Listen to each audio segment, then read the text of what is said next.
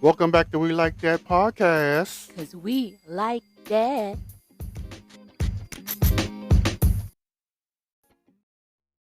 I'm Joe. I'm Calvin. Yeah. Welcome back. Welcome back. How was your week? Um, it wasn't that bad. It was the best part. It was fast. Oh, it was a fast week for you? That's good. Yeah, rammed it through. Yeah, What? it was good. Okay. Anywho. So, what shows are we going over today, Calvin? 90 Day the Other Way. Love After Lockup, and Our Worth the Watches. American Nightmare. Oh yeah, brother. So, apologies if you were looking for documentaries that we were supposed to be watching that we announced last week and did not watch. So, Well, we did actually watch oh, the Peterson the one. Peterson one. We did watch that one. We can talk about that Okay. during that happened. Okay. Well, let's go ahead and kick it off then. That happened with Joe. That happened with Joe. Bam. Okay. So, real quick, J Lo and Ben Affleck have announced their divorce. Bennifer Part 2 is no more. I didn't even know they were married again. They did get married again. It's almost a year to the day that they decided to get a divorce. So, or 2 years, I'm sorry, 2 years to the day. And then they decided to get a divorce. They got back, they recoupled during the pandemic and then got married shortly after Seemed like a lot of people made and a then lot got of divorced. dumb decisions during the pandemic. I feel bad for Ben Affleck. So, Why? I feel like that man can't catch a break. Whatever. He's good. I mean, he is. He's going to be fine, but also I feel like he can't catch a break.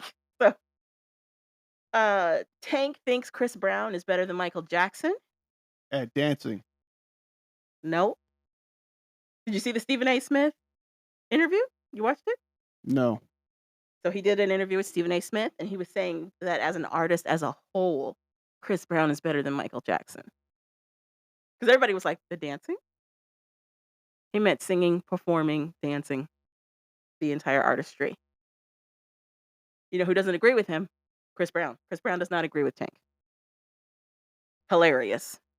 And this is why his albums don't sell, because he doesn't make good decisions on the songs he picks. Which one? All of them. Tank. Okay. That's why his albums don't sell, because he doesn't know how to pick music. So here's what is confusing for a lot of people. Why would Tank say this about Chris Brown? First of all. Secondly, he's not the only one. Jill Scott also said something very similar about Chris Brown. Why are they gunning so hard for Chris Brown? Is my question. Because they believe out of all the R&B singers that's out today, they think Chris Brown is the most talented one. Oh, that says something. Okay. He's also the most problematic one. Hilarious. So, But he is talented. you can be talented and problematic. Both things can exist. I don't think they're wrong for saying what they said, though. You don't think Tank was wrong by saying that he was better than Michael Jackson? We're not. I've moved on from that. We all know that was crazy. That was Jill Scott's sentiment as well. They didn't say, oh, he's a talented artist. That's one thing. They were saying that he's like leaps and bounds better than legendary artists. Those two people are going through some things, so you can't really take what they say with that much.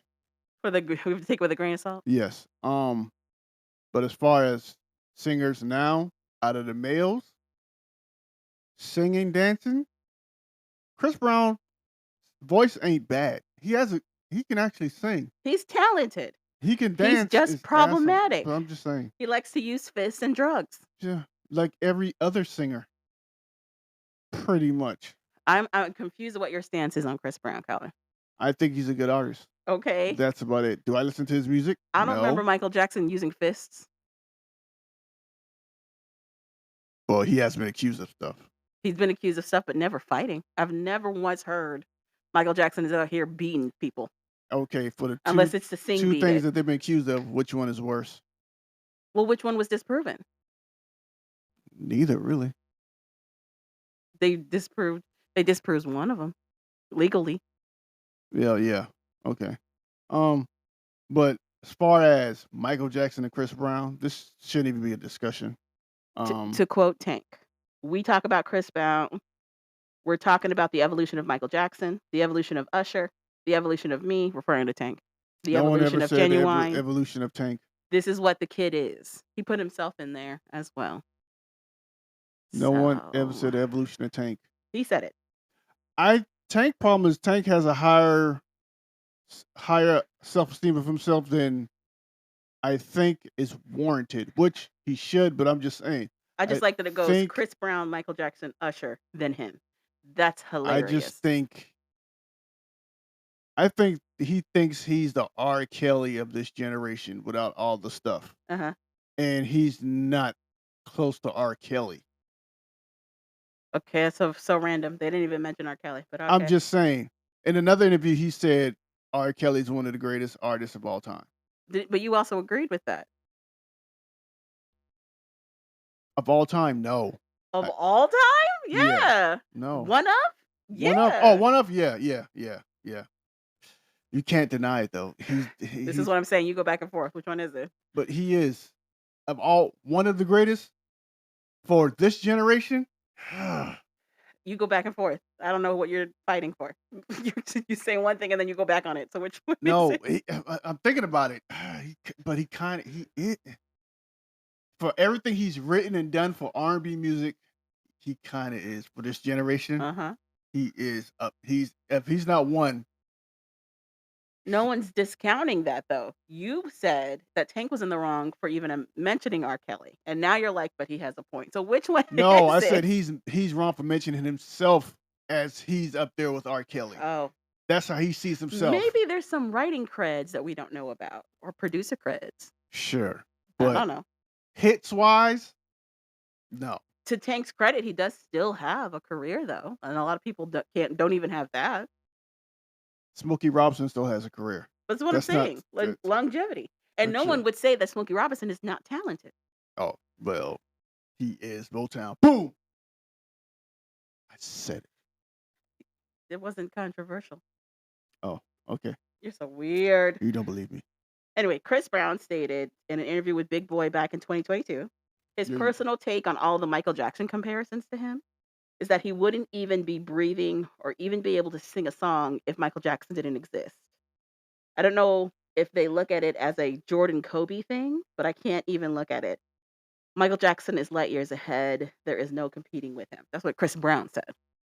the only reason they people keep saying that because he can dance and sing, and I guess his falsetto is similar to Mike. I guess that's it. Other than that, as far as he's not close. The other person who's apparently said that Chris Brown is the most talented artist of our time was Fat Joe. I don't know who's asking this of Fat Joe, but he brought it in. He said, if Chris Brown never got into controversy with Rihanna, we would be calling him Michael Jackson right now. I don't know how accurate that is. Not like Michael Jackson, Michael Jackson. That doesn't make sense. He is the most talented singer, artist, performer, hit maker of our time. There's nobody even close to Chris Brown, and it's time we move past it. It's been 20 something years that I know of. There's been no more incidents. That's not true. And we're going to let this lifetime go by without saying the truth. The truth is what's getting him in trouble. Fat Joe. Whatever. Yesterday's price is not today's price. I don't know what that means. A Fat Joe saying. Is it a fat like his specifically? Yeah. He created it? He said yesterday's price is not today's price. That's a known saying. That's what he says. What does it mean? Means absolutely nothing. Okay, got it. Exactly. But he said means absolutely nothing. So there's all that. I'm just in shock and awe of these people that are like, yeah, yeah, forget all of the many lawsuits Chris Brown has faced. We need to give this man his flowers. When this man continues to keep putting himself in harm's way. It doesn't So matter. It doesn't mean you can't uh give somebody their props. To me, they're just giving him his props because here's they my feel as question. though When does Chris Brown not get his props? I guess they feel as though he don't get the just due he deserves like an Usher. Should Because that's the only he? person they're basing it off of. Should Really. he? His music hasn't grown. He still sings like he did when he put out his first 2 albums. His music still centers around that. He's still gaining an audience of teens. It hasn't really grown. And he's not circulated widely either because he'd be burning bridges. He punched out Usher on his birthday. Yeah, man. I got a question. Anywho, so that's what's happening there. Real quick, Love is Blind catch ups. Love is Blind Mexico They did their finale, showing all the weddings and their reunion.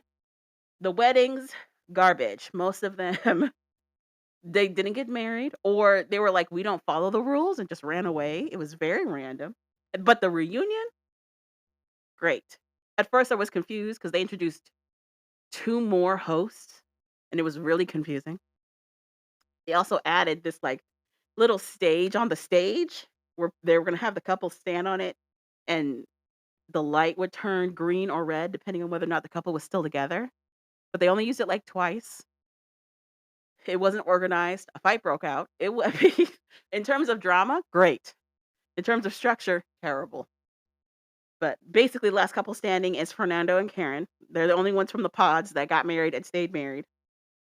Outside of that, it was just a lot of petty fights back and forth of like, "You did this, you weren't there for love," yada, yada, yada, boom. Love is Blind UK, a little juicier. The finales came. We got, to see the weddings. All the couples I thought were gonna get married, didn't get married, and then the couples that I didn't think were gonna get married, got married. We knew Steven and Sabrina were gonna get married out of Love is Blind UK. They were the most stable couple. They didn't have a whole lot of drama. Tom and Maria I thought were gonna get married, but Tom calls it off last minute. He calls it off last minute, and he's been getting a lot of flack online from some people because they felt like he lied to Maria's mom. There's a scene in there where he kinda takes Maria's mom to the side, and he's like, "I just wanna let you know that I'm gonna take care of your little girl."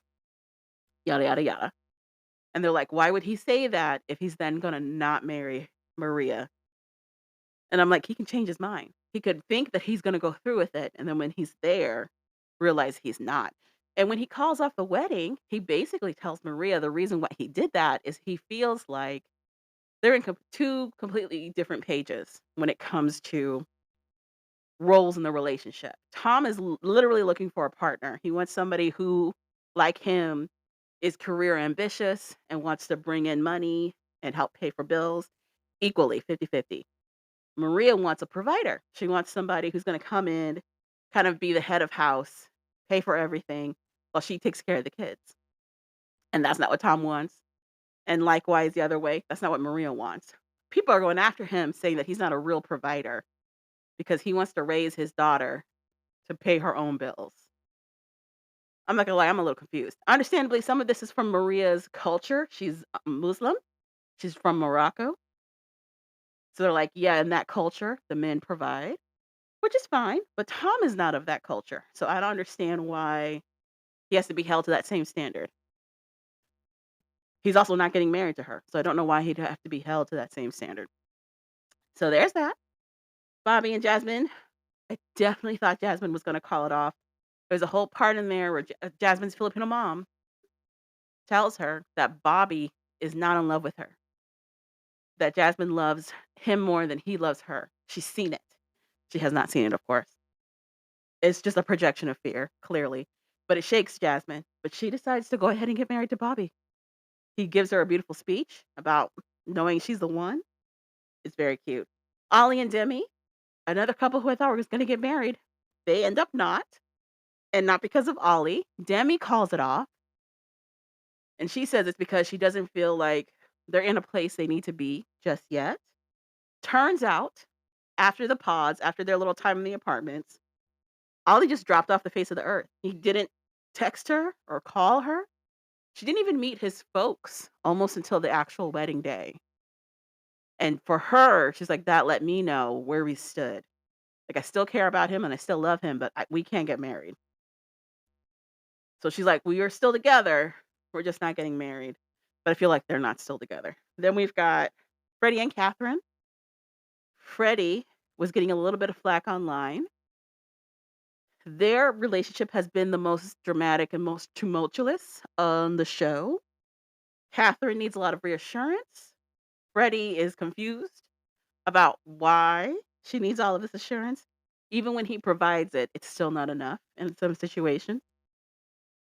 He gives Catherine a pair of earrings that's like in her suite. So she sees a note, she sees the earrings, and it's a note from Freddie basically saying, listen, through thick and thin, I love you. No matter what happens, here's my gift. So she takes this as a sure sign that he's going to go through with the wedding. But when they get there, he says no. He feels like they're on 2 different pages. He feels like they're 2 different personalities. Her wants and needs don't match what his wants and needs are, so he doesn't think it's a good idea right now. Freddie also takes the time to go and apologize to her parents, which was shocking to me. I don't think I've ever seen somebody from Love Is Blind take that initiative to also, like, try to make things good with the parents. That was really cool. But, yeah, he does. He breaks things off with Catherine. Rumor mill is that Catherine is currently dating Sam, the trust me guy. It seems like a terrible plan. And then Nicole and Benaiah, who I didn't think were gonna get married. The whole time, Nicole's like, "I don't know if Benaiah's gonna be comfortable with this. I don't know if he wants to do a long distance thing." He seems to wanna, like, kind of float on the breeze, but she goes through with it. And they seem happy. We're gonna get the reunion on Monday at 4 p.m. because it's in the UK. Time difference is weird. But yeah, that's it. That's all I got right now. Unless you wanna talk about the Laci Peterson. We can move on to the Laci Peterson. You wanna start it? Yeah, you can start. Come So, we also watched the Laci Peterson documentary. I don't know what it's called. That's how important it is. It's called American Murders, Laci Peterson. So, basically give you a 3-episode rundown of who she is, how she meets her husband, whose name I can't remember either. Scott. There you go. And what led up to her death, what happened when she initially gets reported as missing, and then the fallout of everything afterwards once they realize she's not missing, that she's actually dead. You wanna kick us off? I'm trying to find the thing. So Laci Peterson was an 8 months old, well, 8 months pregnant female who went missing on Christmas Eve of 2002. The disappearance of the Modesto woman and her unborn child captured the nation's attention, and her husband Scott Peterson was later convicted of killing Laci and their child. So it pretty much shows you videos and stuff of what happened, what went on, and how he pretty much was nonchalant the whole time she went missing. He so they met at Cal Poly, right? At university. He didn't go to Cal Poly. Well, She was going to university. She went to Cal Poly. They met at a restaurant. but they were both going to Cal Poly. No, he didn't go to that college. He went to a nearby college. Okay. They met at the restaurant. Okay. She met him at a restaurant he was working at. Mhm. She sounded like a stalker. She kinda did. They're like, she saw him and she knew she had to get to know him. I was like, "Okay." So finally she left like her number on a napkin. He threw the napkin away, not knowing it was number on it. And So finally she had to follow up. so she followed up. They finally got together, started hanging out. Everybody said the couple looked beautiful together. They were good. But at some point they started talking about kids, and I guess he didn't want kids, but she did. Yes. So But apparently he was upfront about that in the beginning. And then about a year into their marriage, she was like, "I wanna try for kids." and she got pregnant, and she's having issues with her pregnancy, for what they were saying. She was tired so yes, she was her pregnancy was difficult. She was super tired all the time. She would get dizzy and faint. So apparently, one morning she went to walk the dog, She's also by herself a lot for a- some reason. Scott was, like, always a away on travel. and never came back. Yes, Lacey went out for a walk. Apparently, allegedly, this is the statement that gets told to police by Scott. She went to go walk the dog, and then she never came He back. went The to run. dog came back. He went to ran errands and all that stuff, and she never came back. So what first kind of prompted the police about him, sort of, kind of, was the fact that how long it took him to call that his wife was missing. I think he called around first, then he called the police. He didn't call around at all. Remember, he went and ate pizza and Y- drank milk. Yeah, but Did he not call around first before he Later. called Mm-mm. 911? No. Okay, so he called 911, then he called everybody and her friends saying, "Hey, Lacey's missing." So the police start to do the investigation. For some reason, everybody loved Lacey, so her Yeah, friends like, came really loved down, her. Yeah. her family came down, his family came up from San Diego, and they all had this big group looking for Lacey. Yeah, they create a huge search. Yes. But before she went missing, she went to a Christmas party with her friends by herself because her husband was out of town on business. So they said she looked kind of sad, Mhm. standoffish in the corner. Mhm. That's not typically her. The next day, she went missing. Right. So now they have this big search looking for Lacey, who's 8 months pregnant. Yeah. The And family at first was like, maybe Scott is looking pretty much has a nonchalant, almost like he's disassociated. disconnected look about himself. Uh-huh. Because he's very calm. He's very calm. So it sounds like maybe that's how he processes stuff. Mhm. Then the further along they went looking for her, the longer she was missing, they're like, okay, why is he like this? I think They start, like, questioning m why he's so disassociated.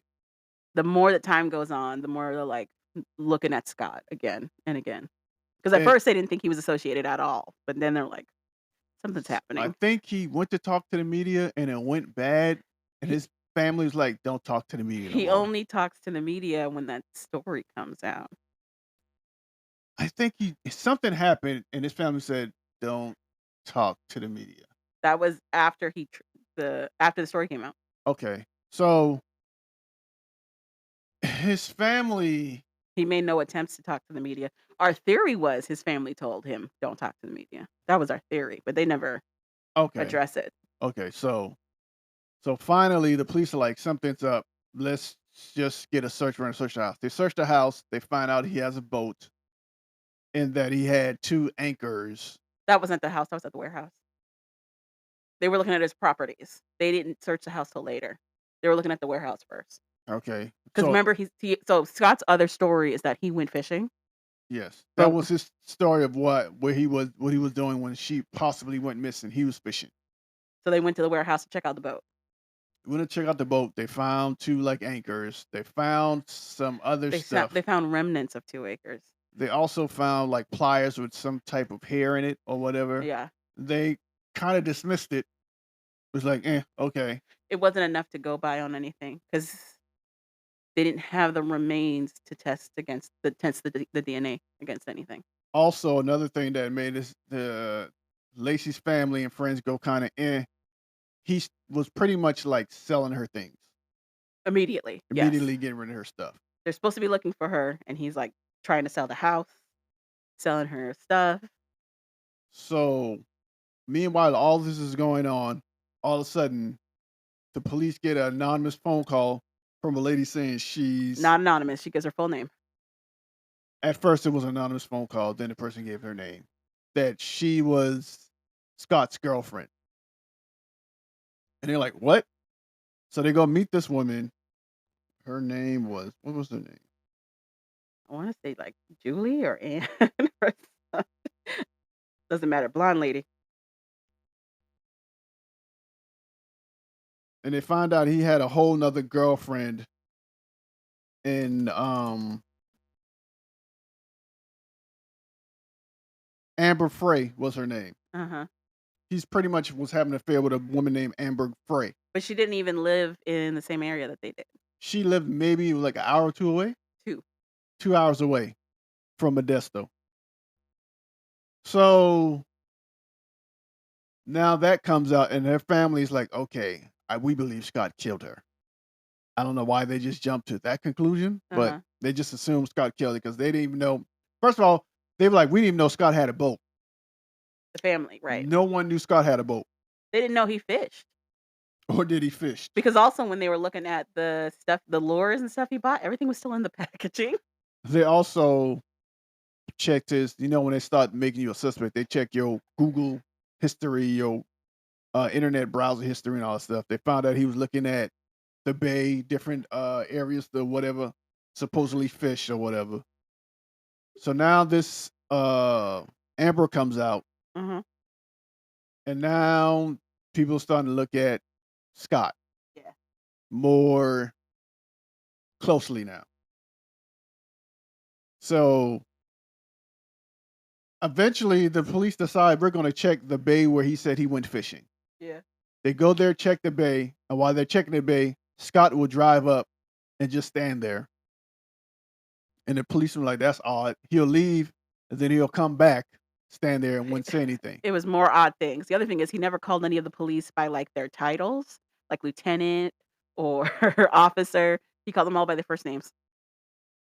So I guess Scott was like, okay, I need to talk to the media at some point. After all The the story comes out that he had a full girlfriend. story comes out and all that stuff, he decides to talk to the media. It doesn't go well because he still has this disconnect Do you remember look. why he decided to talk to the media? No. Public outcry. More and more of the Well, that too. public was saying that he was the who he was who did it. So he talks to the media.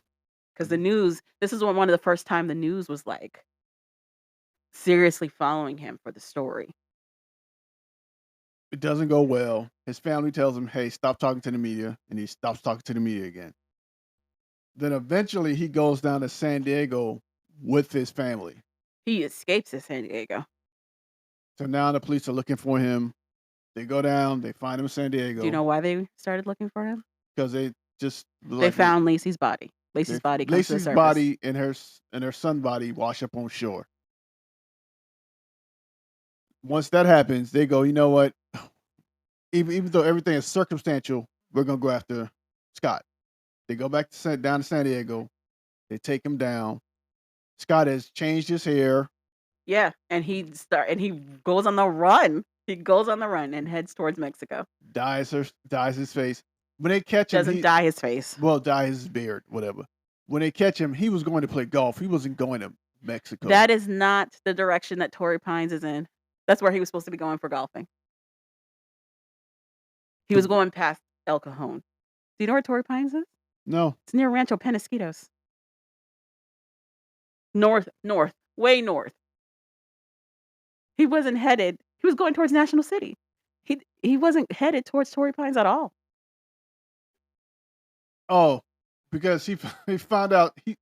So when he was going to play golf, he found out somebody was following him, and he just started driving all over the Well, they place. had the phone tap, so that's how they knew he was gonna go play golf because he's on the phone with somebody saying he's gonna go. And then Then he spots that he's being followed. because the police suck at following people, apparently. But he also knows that the police they have him as a primary suspect So eventually, I guess they were like, before this dude gets too close to the Mexican border, let's just pull him down, because he take him definitely was down. headed that way. So they take him down, they arrest him, they take him in, and I fell Then asleep. then we begin the process of charges and sentencing. How long did he get sentenced? They put him on death row, actually, and then it just got overturned back in 2020 because they said that the jury was biased about the death penalty. So now he's just in prison for, like, life, basically. But basically, even the jurors didn't believe that he had anything to do with Laci's murder at all. My takeaway from this, What uh, changed it for them was listening to Amber's recordings. Amber secretly recorded all her conversations so the with police, Scott. so we left out a part. The police also had Amber start recording her conversations with him. And what happened was when he told Amber that his wife, the way he said it is like, He said, "My wife is gone. my She's wife is missing." gone, But it was she's a missing, full, like, month before she was gone. before she was gone. And why Amber came forth was first, she didn't even know he was married or that. I take that back. She didn't know he was married when they started dating. Right. But at some point, Her friend let her know. he bumped into her friend when he was with his friend. No, his friend was dating her friend. That's how it came out. I made it the way I thought they sounded said on a documentary that his friend bumped into her friend and they were talking. He His introduced to friend him. was already dating her friend, Okay, and they were together when Scott showed up, and she so was like, "You know Scott?" And he's like, "How do you know Scott?" yeah, And so she was like, "He's dating my friend." And then her boyfriend said, "He's married." That's what happened. so she confronted Scott about being married. Her friend confronted Scott about being married. If you don't tell her, I'm gonna tell her. If you So don't tell eventually, Amber, yes. he told Amber. But he tells Amber he used to be married. So and like his wife died or something crazy. Right. Well, he made it seem like she died. He made it seem like she was gone. Yes, she was gone. So when the story of Laci's disappearance started to get national, I don't know how she didn't see it on the news at some point because she's not that Eventually, far she did. Eventually, she did. from. Because back then, the way that news worked, it was regional first. It didn't go any bigger than Modesto. It didn't do anything past Modesto. It was on cable TV. Later, later it got on cable TV. It gained national traction, but in the early days of it, it didn't. But when it started to spread out, that's when she clued in. That's when she found out and So made her when call. she finally saw it on TV and saw that he wasn't on trips or like I guess he said he was going to be in Paris for the new year. Yeah, he said he was in Paris, but he was really doing the search for Lacey. So she saw that, so she called him and he's like, "Yeah, I'm in Paris. The fireworks are good, so amazing. The Eiffel Tower was so Yeah. beautiful." She's like, "Pooh, I know you're 2 hours away looking for your She missing doesn't say wife." that at first because She she has doesn't to say keep that. recording for the cops. So I guess eventually she breaks and she can't take it no more. I guess I Well, don't. because they want her to continue this facade until he trips himself up, but he hadn't tripped himself up So they yet. get. I guess the police gave up and told her whatever. So she tells him she knew. She breaks up with him, and then all the other things happen. He eventually gets arrested, She becomes a prime witness. and she Yeah. becomes a witness. She takes a witness stand, they play those recordings. That's what actually changes a lot of the jurors' minds in regards to his association with Lacey's murder. M My takeaway is I understand why he waited, because You you don't understand want why Scott waited? yeah, to Okay. say that his wife is missing. He didn't wait. He said it before she went missing. What I'm saying to report it to police. You understood why? You don't wanna see your wife missing too early and she's not missing, then you look crazy, But and then you don't he wanna looked wait crazy either way. you don't wait too late because then you look like it had something to do with it. He looked crazy either way. So you gotta make sure you gotta get your timelines right But I and make feel sure like everything. the timing of an 8-month pregnant woman, they would understand it being faster. I think that was what tripped him up for a lot of them, was the fact that this his wife, who was 8 months pregnant with his son, never came back, and we already know that she's dealing with a difficult pregnancy, and All I'm he saying didn't take is immediate action. I get it, because the way I am, if something would have happened, people automatically think I had something to do with it when I'm just. But here's the other thing, the cops basically said, regardless, they always assume it's a partner, it's an immediate partner, especially when we're dealing with an abduction. For instance, remember when we got that gas grill Yeah, and I was like, I can't put this together. yeah. And we sent it back. And you were like, Los, let's try. I said no. Because my luck, you be back there, turn it on and go boom. And now, well, this piece was missing from the gas grill that was very crucial. Now I look like I had something, like I set you up for some insurance money. That's crazy. That's all I'm saying. This is a very weird example, comparison. I know you're trying to make a joke, but it is awkward and weird. I'm just saying. That's, How does that relate to an 8-month-old woman that he literally killed? we don't know if he did it. None of the evidence pointed to him. It's all circumstantial. We don't know if he did it, That's very interesting. but we don't. Interesting. Do they have concrete evidence that this man killed his wife? No, Okay. at all. Okay. That's what I'm saying. But They, so why do you think he got 20 years then? because that, like you said, that phone call with that girl. Did they even use the hair they found on the pliers? Yeah. They showed that it was Lacey's. They did. But the pliers weren't they weren't the murder weapon. So once again, But it proved that they were in the boat and he said that they weren't. still, they have no concrete. They don't have a murder weapon. They have the bodies. They have a murder. They don't have a murder weapon. They don't have. They don't. Do they even know the cause of her Yeah, death, drowning, blood force trauma. blood for trauma? Okay. Did they find any blood in the anywhere? They looked. What I'm Oh, like saying in the is, boat or something? yeah. What I'm saying is, they didn't find really anything to connect him. Uh-huh. They did. The boat. The boat connected him. That's it. That means My thing is, if it for none of that to mean anything, how did they put him away? because people believe they had enough with the circumstantial evidence to put him away. Uh-huh. That's what happened. Uh-huh. He got the death penalty, but they threw it away. Why? Because of They said there was bias. so. Because it was a national sensation at that point. It was a national sensation at And that to point. me, also, I think somebody looked at that evidence. He'd be like, all this is circumstantial, all of it. If so my thing is, if legally all of that evidence was circumstantial, they could throw out his entire sentence. He wouldn't have to serve any time. I don't think he has a good enough lawyer to make that case. They have the money to get a good lawyer. I know. That's what I'm saying. I don't know. To me, all the evidence, there's nothing that's concrete that says he did it. Mhm. That's what I'm saying. And I think he got the life because of the circumstantial evidence Uh-huh. and because his attitude at the time Uh-huh. too. That's why I think he got all that stuff because his attitude and circumstantial evidence. What I took away from this whole that's one of the things I took away. Another thing I took away from this thing is how everybody said, you know what, we should have known that it was him or whatever. He was just by the way he was acting, all the mannerisms. I'm like, Uh-huh. all at all after the fact, I'm like, we knew. I'm like, you didn't know because we knew what took you so long to take him down in the beginning. Uh-huh. So I just think everybody's quarterbacking, Monday quarterbacking of the whole situation. To me, is So another you thing think that Scott's innocent? no, I don't know. That's what I'm saying. I don't know. Can you 100% say he killed his wife before with the evidence you have? Yeah. He made it. But that's because that's what you feel or that's what you know. There was chondrial, so that's like you know what that is. DNA evidence from Laci found on the pliers, that's how they used it. So that's not circumstantial. That is factual.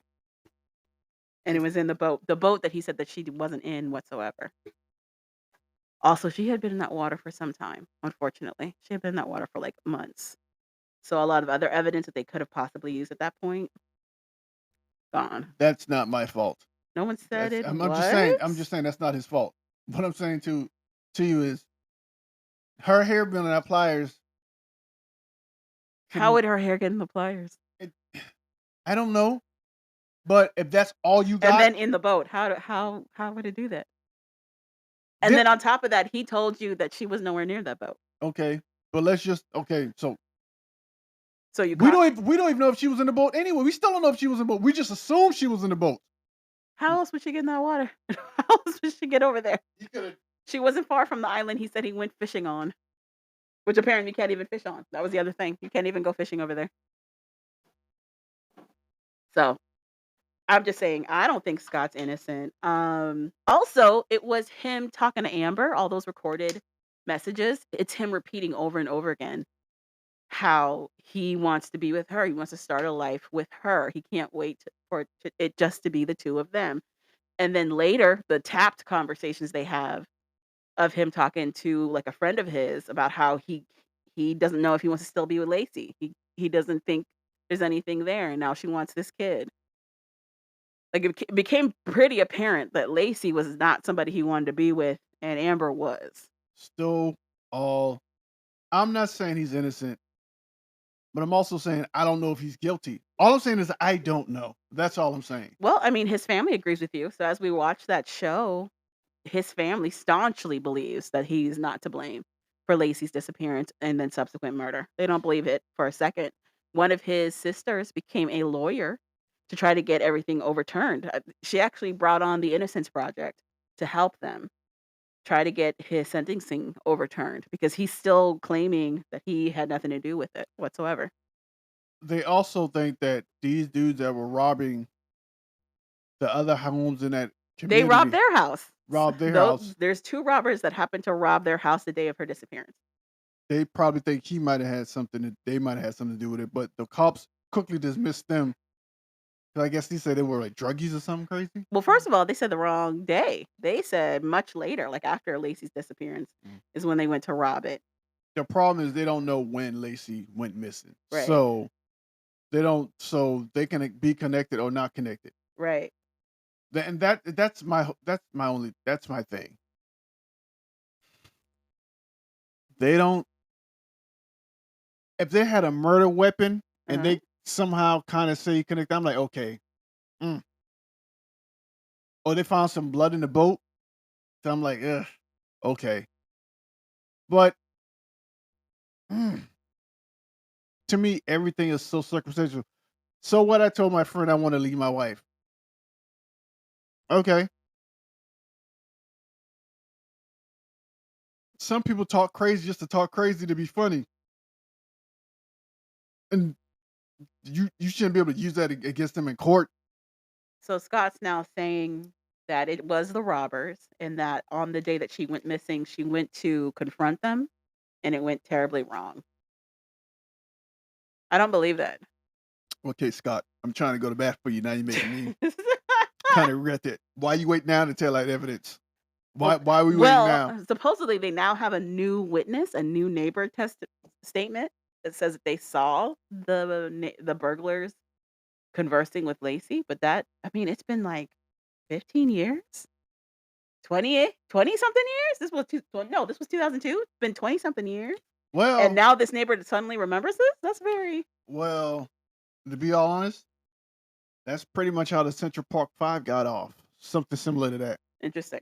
So one of the guys was in jail for a minute, and he was like fighting over TV with this other guy. Uh-huh.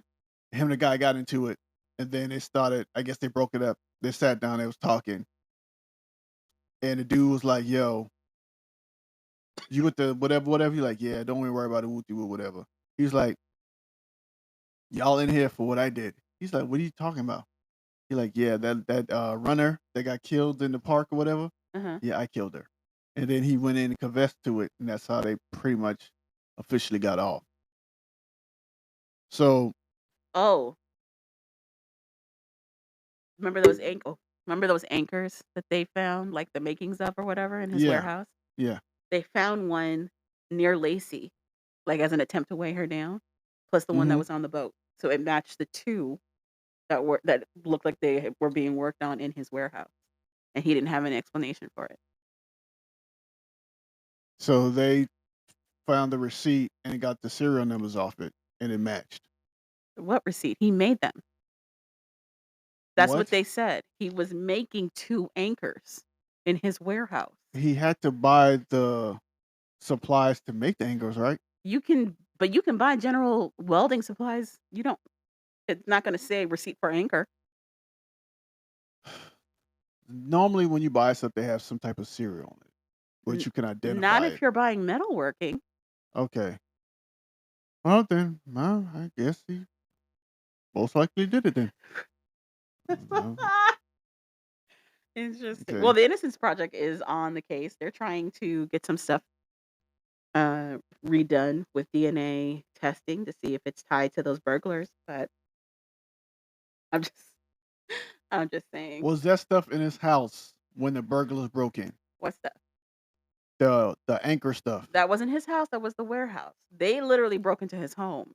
That's what I'm saying. The only way they'd be able to get that anchor stuff is if some of that stuff was in the house. Okay. Was it in the house when the burglars? No. Then I don't understand why he think that would get him off. With the burglar thing is gonna get him off. If they don't have access to those things. He That would he mean somebody broke into the warehouse and stole it. there was duct tape found on Lacey's clothing, and there's duct tape that was in the van that these burglars were using, so they think those are connected, and they're trying to get DNA testing. How did they get his anchor though? They found it next to Lacey.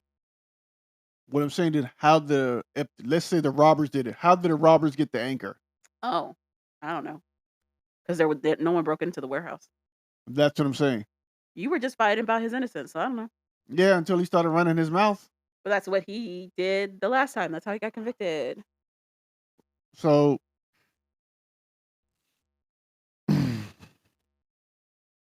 I well, seems like they took the substantial evidence they had, put it together, and the only person they all came back to was him. Well, So that's he how they also got him. lied a lot. He lied a lot. And So there was that too. and that too. So, but I thought it was a real good actual documentary. I like that it was pretty succinct. Usually they do these, they stretch it out, and you're like, what are we doing with all of this? But they did a pretty good job of like giving you all the details and wrapping it I up. think it was better because they went overall, gave you the backstory, and then once they started getting to the story, they just stuck to the story. Yeah, They didn't go back to this, back to that. They just stuck to the story. true. Very true. But yeah, my takeaways from it was that Lacey was really loved. She was really loved by her friends, by her family. Like they were moving hell or high water to get these answers. And I think that was one of his biggest missteps. Uh, He didn't realize how loved she was, yeah, which, like, they came down like, kids, you're not going to school anymore. We're going to wherever. We got to yeah, find Lacey. yeah, Friends were coming from all over to help find her. yeah. It was insane, And sticking it out. Oh yeah. Going to the court. Oh yeah. and they were there for the long haul. Yep. But it was So good. It was good. I recommend it. Would you recommend? yeah, It's, yeah, I thought I already said that. Nope. Okay. All right. Moving on. You want to do Worth the Watch? You want to do one of the other shows? We can do one of the shows. Well, no, let's stick to Worth the Watch. Okay. American Nightmare was the other show we watched.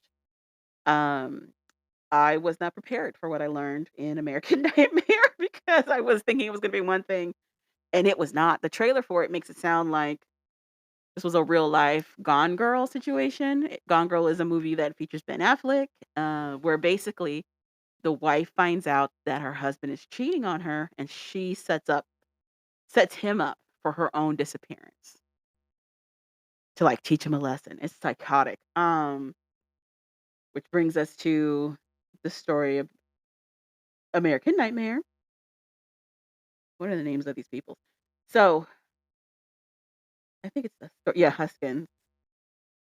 There's a guy named Aaron Quinn, who's the boyfriend, and Denise Huskins is his girlfriend. On March 23rd, 2015, they get woken up in the dead of night by a home invader, Get your punk ass up for the 9 track. and Huskins gets kidnapped. And the story of how like that got set up, they hear multiple voices. This guy comes in the dark and puts goggles over both of them and gives them sedative, and they can hear multiple voices. And they take Denise and they leave. Sounds like an orgy. Aaron is instructed to not do anything and wait for to hear a call from them. Basically, if he goes to the police, they're going to kill her. So he waits a little bit, but then he realizes like he's got to do something. So he ends up calling the police.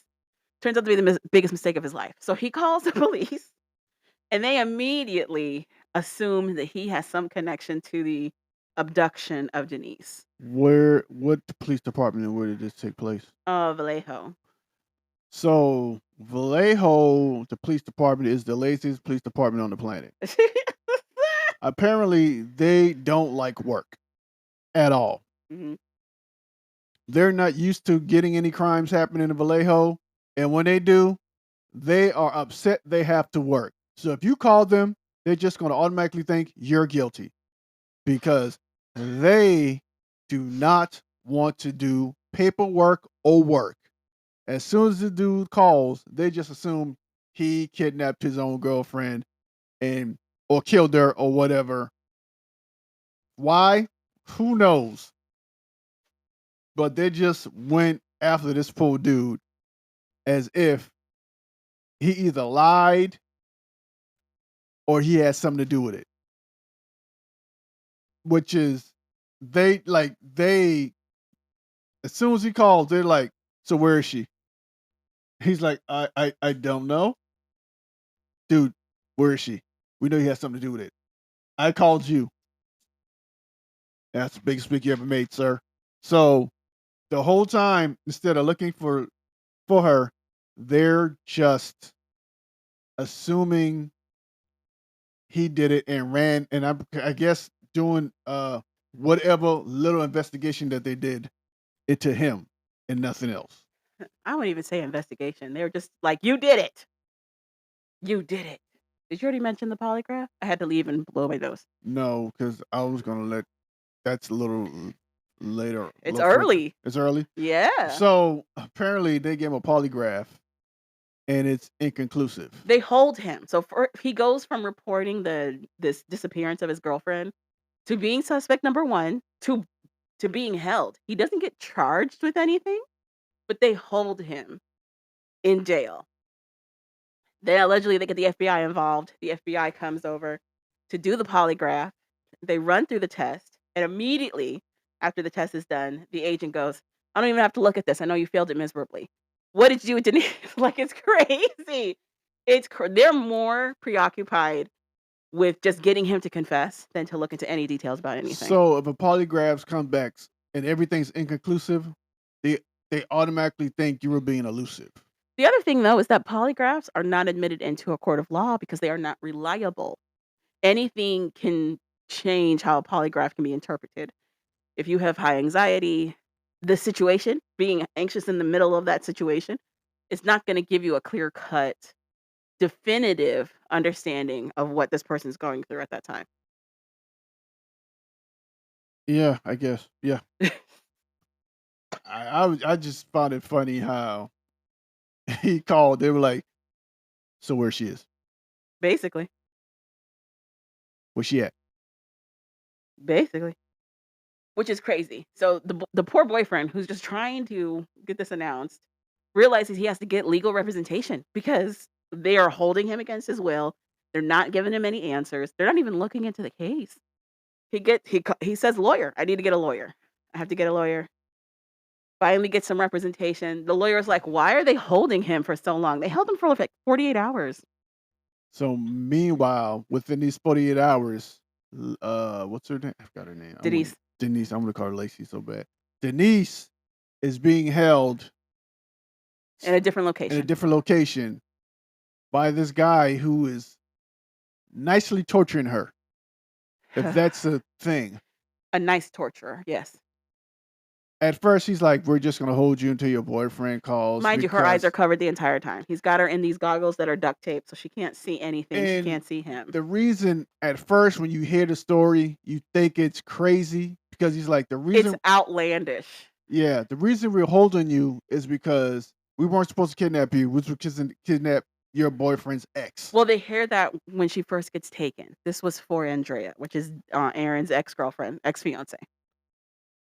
The other part of the story is that Aaron had been cheating on Denise with her, with Andrea. So, and he tells the cops this, that he had a previously existing relationship with Andrea and that he was still talking to her and Denise had found out and they were dealing with that. So he brings that up because he heard the kidnapper say this was supposed to be for Andrea. When Denise gets taken to a different location, because she gets put in the trunk of a car, they drive for who knows how long, and then she's in another place. She can't see anything because she's got the goggles on the entire time. Her kidnapper seems to be nice. He seems to be explaining things to her. He tells her he's part of a black market group that does this. That's when she was saying this stuff. I was like, "Okay, this can't be real. Why this? He's giving way too much information." And he's like, basically, you're going to be working with me on one of the nicer ones, yada, yada, yada. She can hear other conversations that take place. It sounds like other people are coming in and talking, but the guy that she is with most of the time, her handler, he's trying to, in her mind, he's trying to be super nice about things. But things take a turn. He announces to her that they have to create some kind of collateral because they don't have anything because it was supposed to be for somebody else, allegedly. And he tells her that he has to tape them having sex, him and Laci. So she gets raped. He takes his tape, whatever. The next day, she hears further conversation of multiple people. He comes back and tells her that after he talked with the group, they have to do the sex tape again, but they have to make it look consensual this time in order to really extort Aaron into thinking that she's having an affair. They also have to do a proof of life where he records her saying things about what's happening. She's sedated some of the times she's not. She gets confused because there's a lot of situations where he like tries to set it up like it's a date when she's clearly being held hostage. And then at the end of like the second day, mind you, she's been raped twice at this point. He's like, "All right, we've made a decision to drop you off." Before that, they're calling Aaron this whole time. Who's And they? the kidnappers is calling Aaron's phone, right? We don't find that out. I'm just saying, but they're calling his phone. At no point do the police answer the phone. Well, they took his phone They took the phone because they put him in custody. So and they don't answer the phone. it was in an evidence locker. They didn't pay attention Which you to would it. think if he said she was being kidnapped, you would think that the kidnappers just on the chance that he's telling the truth might call his phone. They made their decision up. They make their decision pretty quickly. So They do a bunch of press conferences within this short time frame about how like they're looking into it with Aaron and they're looking into it with what's her face, with Denise. And then the kidnappers let her go. so randomly they let her go. They drop her off back at her Her hometown of hometown of Huntington. Huntington Beach, yes, which is nowhere near Vallejo. And she just shows up.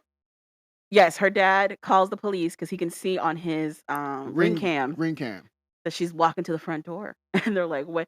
And then when she tells her story and she's saying all the details that we just said, they're like, "What is happening?" They don't think it's real. So then the police chief make one of the guys go out there and be like, "This was a hoax.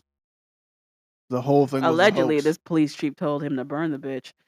Basically, a lieutenant comes out and is like, "We think this is a Gone Girl situation. We think that they wasted precious police resources for a petty game of whatever, whatever." Like, even though she's telling the story of what happened to her, they don't believe her either. Not gonna lie to you, it was wild It was a quick turnaround too. because the reason that made it unbelievable is when she telling about the kidnapper, I'm like, this kidnapper gave up way too much information. But then think about it now, he was just making shit up. For us, I could see that being like that, but I think for the not to apologize for these police because they were terrible. But I think for the police, the quick turnaround of her disappearance and her showing up is 48 hours. It was 2 days. It was a 48-hour turnaround. They had made this huge deal out of this person missing, only to discover that she's right back home. It sounded insane. It really did sound insane. And then at the time, she wasn't giving the full story because her kidnappers had said that if she had, they were gonna go after her We'll and her kill you family. and your family too. Yes. So she also wasn't sharing the full story. But then when she finally did share the full story, they were like, anyway, who cares? So then The lawyer has to be the one to be like, let's do the rape kit. Let's take you to a hospital so they can test you, do all of so that. eventually she gets a lawyer because she's like, okay, this is going left really fast. She realizes she has to because the FBI agent is badgering her and basically saying he doesn't believe her. So another twist to the story was that the FBI agent that was in charge of the investigation was dating Andrea, uh and they have Aaron's ex. the docket, which apparently like outlines everything he did for the investigation, where it basically stipulates that they didn't look into anything. They didn't look into any leads, into any other angles whatsoever. So now I guess a couple of years went by, No, a couple of months went it was by. like the end of that year. So at the end of the year, the police in what country, what county was this? Huh? So the police arrest somebody. Oh, Dublin. In Dublin, they arrest somebody, And it was a sheriff's office. and the sheriff's office to arrest somebody. Apparently, they don't get action, and when they do, they go all out. That's Calvin's affirmation. I don't know that that's accurate. So this Dublin sheriff lady starts putting together. Well, so somebody was trying to break into a house in Dublin. They had tried to tie up the parents, and they were attempted to sexually assault the teenager in the home. Somehow the parents got out of whatever confines they were in. They were able to make the call to the sheriff's office. The sheriff office actually worked. They managed to get there and arrest the person that was attempting to do all of this, a guy named Matthew Mueller.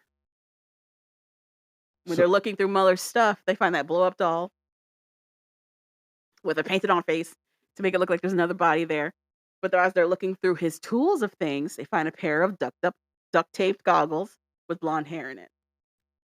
The so female officer on scene is like, "I need to find out who this blonde hair belongs to." so then she starts digging into this guy's past, and she's just uncovering other cases where this guy might be connected to. And it turns out he's got a string of arrest histories of sexually assaulting females, breaking and entering, and sexually assaulting females. But in the other ones, he starts to do it, but the females would say something, One. then he One. stopped. So I thought it was like two. It No. was like two where they said, "Don't do it, don't do that," and he's like, "Okay, I'm not," One. and he decided not to, and he left. One. I thought he did that like twice. No. One lady. I'm pretty sure he did it like twice. No. One lady. Okay, she's gonna watch it again. It's gonna be twice. Anywho, You went to sleep. it was like twice. No. Anywho, but she starts looking at the pictures of these victims. She's like, none of them have blonde hair. The point of them even talking about how he had attempted that first time and then changed his mind was that he does this weird thing of, like, he's clearly doing something terrible, but then he tries to be a nice guy within that same event. Like, "Oh, I'm looking out for you." And it's like, "What is happening? You're the cause for I'm this." trying to show you that you're vulnerable and you need to get a dog. Like, yeah, so the one lady that he attempted to assault, he broke into her house and was going to assault her. She asked him not to. He relents and goes, "You know what? In the future, what you should do is get a dog to better protect yourself so that this doesn't happen again." Like, what? And what? I'm back in the shadows. And then we found out he has a military history. He was with the Marines, and He, he actually went to Harvard to practice law. he also got caught staring. Well, almost got caught. Look, I guess being in the bushes, staring at some teens or something crazy. I don't know. He's like a peeping. I guess like a peeping tom too. So she starts looking at the victims that he probably That he was associated with. associated They with, had him as a suspect, but they weren't able to prove anything. and none of those females had blonde hair. Right. So I But guess, then the national news of Denise's situation finally gets her attention. but what happened was she was sitting there talking to somebody, and the dude was like, brought up Denise's case or story. She's like, "What story?" Yeah, she hadn't heard of it. She never heard of it. She's like, "You never heard of the Gone Girl?" If that's what they called it. So she goes and looks into it She and goes look sees to that Denise has blonde brings hair. up the picture, sees the blonde hair. She's like, "That might be my victim." Right. So she reaches out. She tries to reach out to the Vallejo, the police department, and no one answers the phone. Like, They're closed for the weekend. no one answers the phone. And she calls, but the thing that was, she was persistent. She kept calling. She kept calling. Then I guess she got tired of calling him, and she called like The FBI the agent. FBI. And they didn't want to take the call at first. So eventually, they took the call. They were like, "Yeah." She's like, "I think I might have found the guy who did it." And they're like, "A what?" And they're like, "How?" She's like, we," and they sent them the pictures of the goggles with the blonde hair on it. Yeah. And they were like, "Oh shit. Oh." They talked about a similar assault that had happened in Dublin, and they showed the picture of the goggles with the blonde hair. They're like, "We think it's associated with your case." The agents actually come up there to look at the evidence, and they go, "Oh, we might have to look into that case a little bit more." And they pretty much tracked the blonde hair back to Denise. And then eventually they come out and say the story that we thought was crazy. Even the news reporters thought she was lying. Yeah, because that's And what it was painted as. It was they a completely made up, came back fabricated story. and was like, well, there might be some truth to that. They might have found the guy who actually kidnapped her. So they show the guy's picture.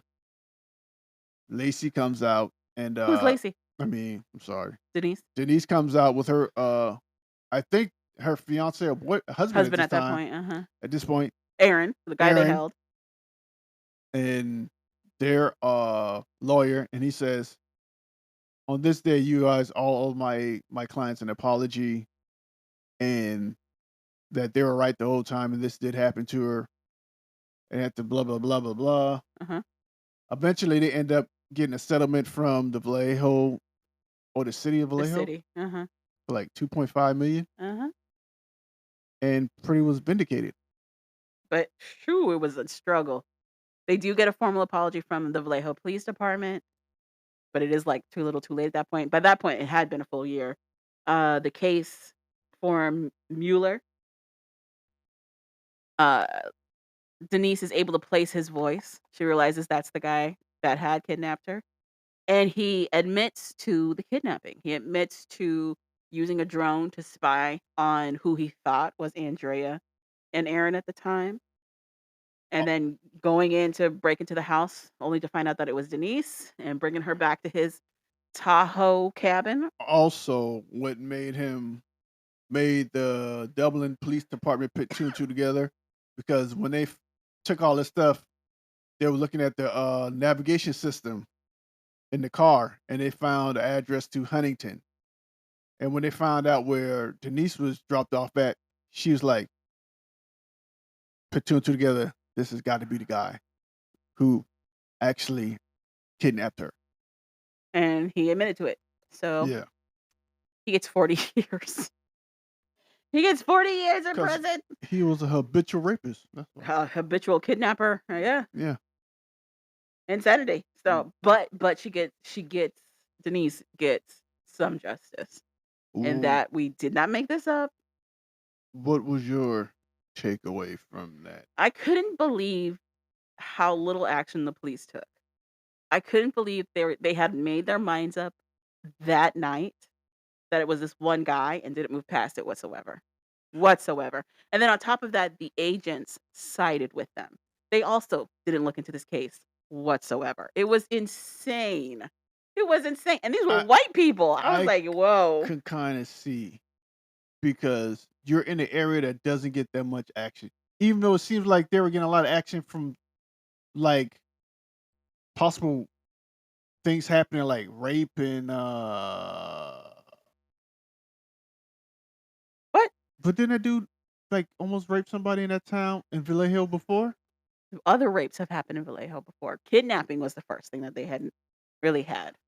So it was like there was, I guess because it was a kidnapping, they were like, that's all they're known for Vallejo, so they have to be lying and making it up. The I only don't the understand person that why they didn't said take it. that was the news reporter. The news reporter is making those comments, not the cops. And the news reporter said that he gave his apology a little bit earlier. He was like, "I'm so sorry that, I was a part of that." Because that was the other thing. There was a lot of media around all of this to further paint her as like just completely making it up.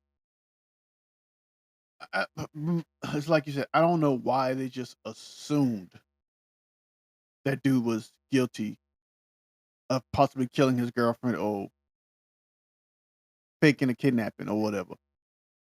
They didn't even try. They didn't even They didn't even try. try.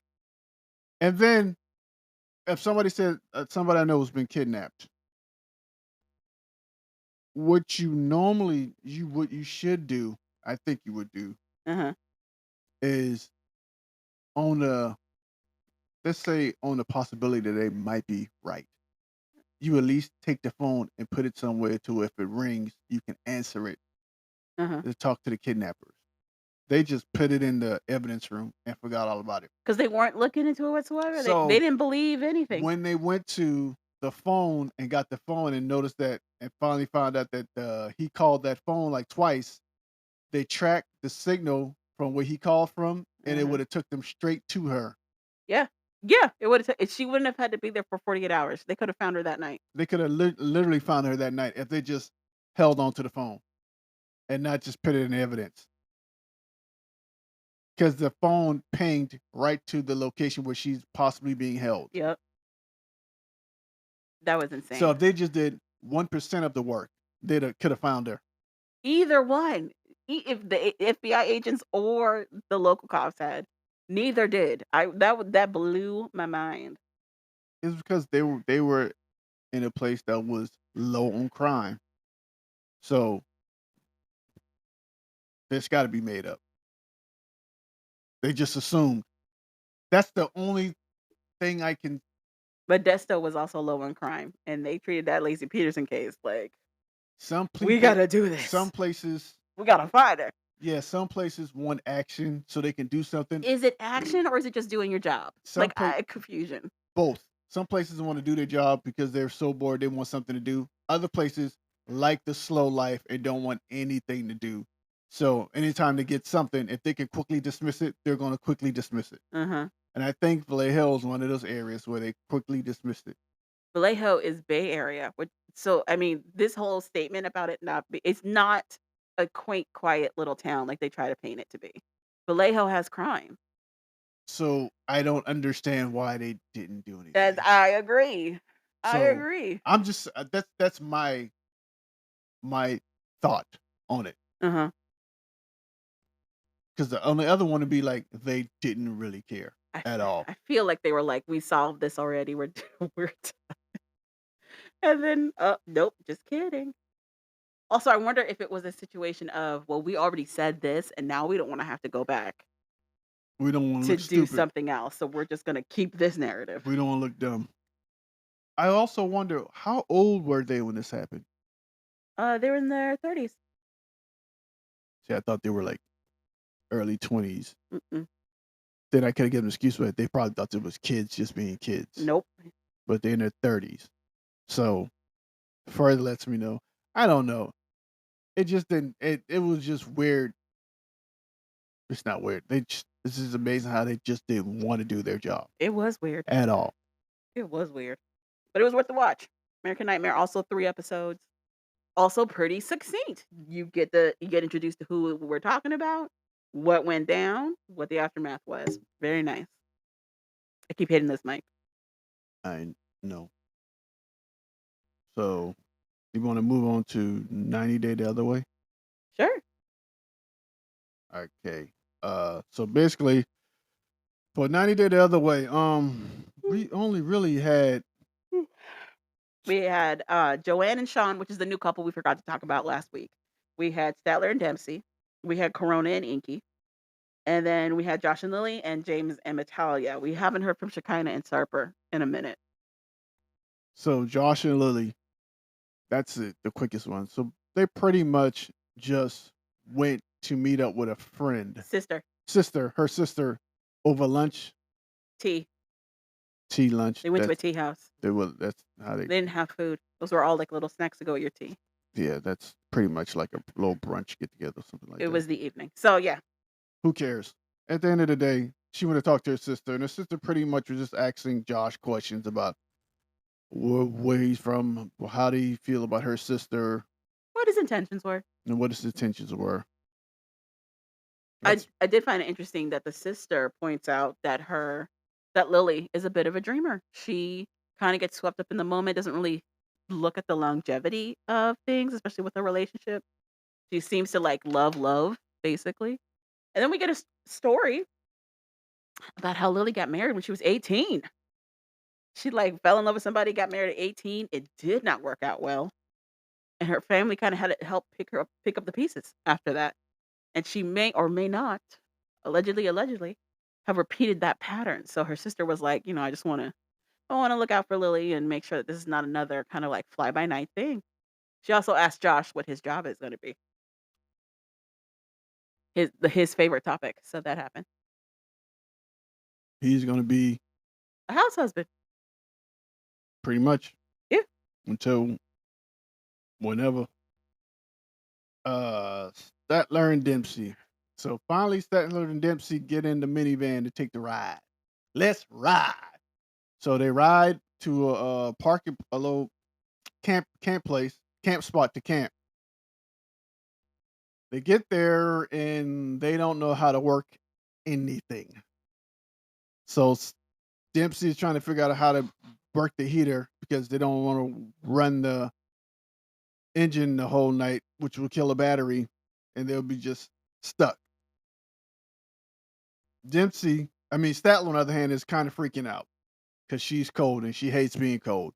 So Dempsey calls the previous uh, Owner. owner to get instructions how to run the heater. Pretty much, if you look at it, it's a thermostat with a power button on it. He's like, hit the power button, Hit the turn, up arrow. hit the up arrow. That's it. You don't want to turn it too high because it gets really warm in there really fast. And there you go. That was it. That was it. And that's pretty much Statler and Dempsey. They got heat now.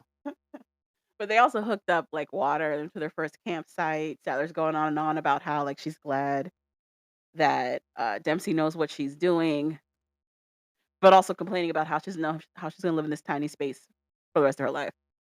Girl, pick a struggle. So Then you have Joanne and Sean. Basically, the whole episode is about Joanne trying to tell her mom that she's married to a guy in Ireland.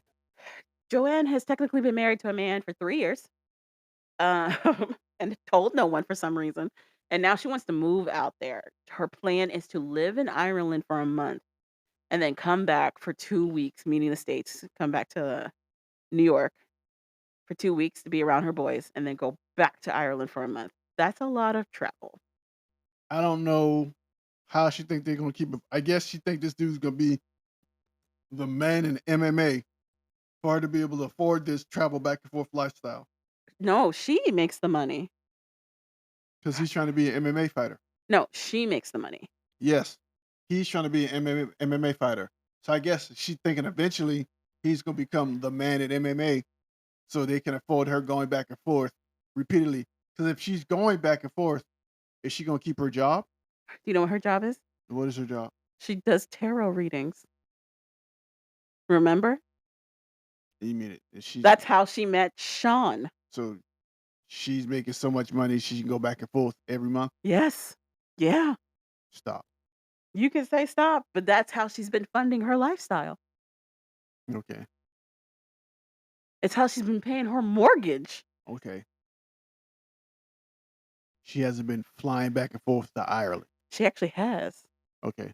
Whatever. Sure. But they've been much shorter trips. They've been like a week here, a week there. Well, then evidently she got money. She got ball of money, so she'll be fine. So My thing is, I feel like she's gonna get tired of the travel. A month here, 2 weeks there, a month here, 2 weeks there. That's a lot. That's a lot.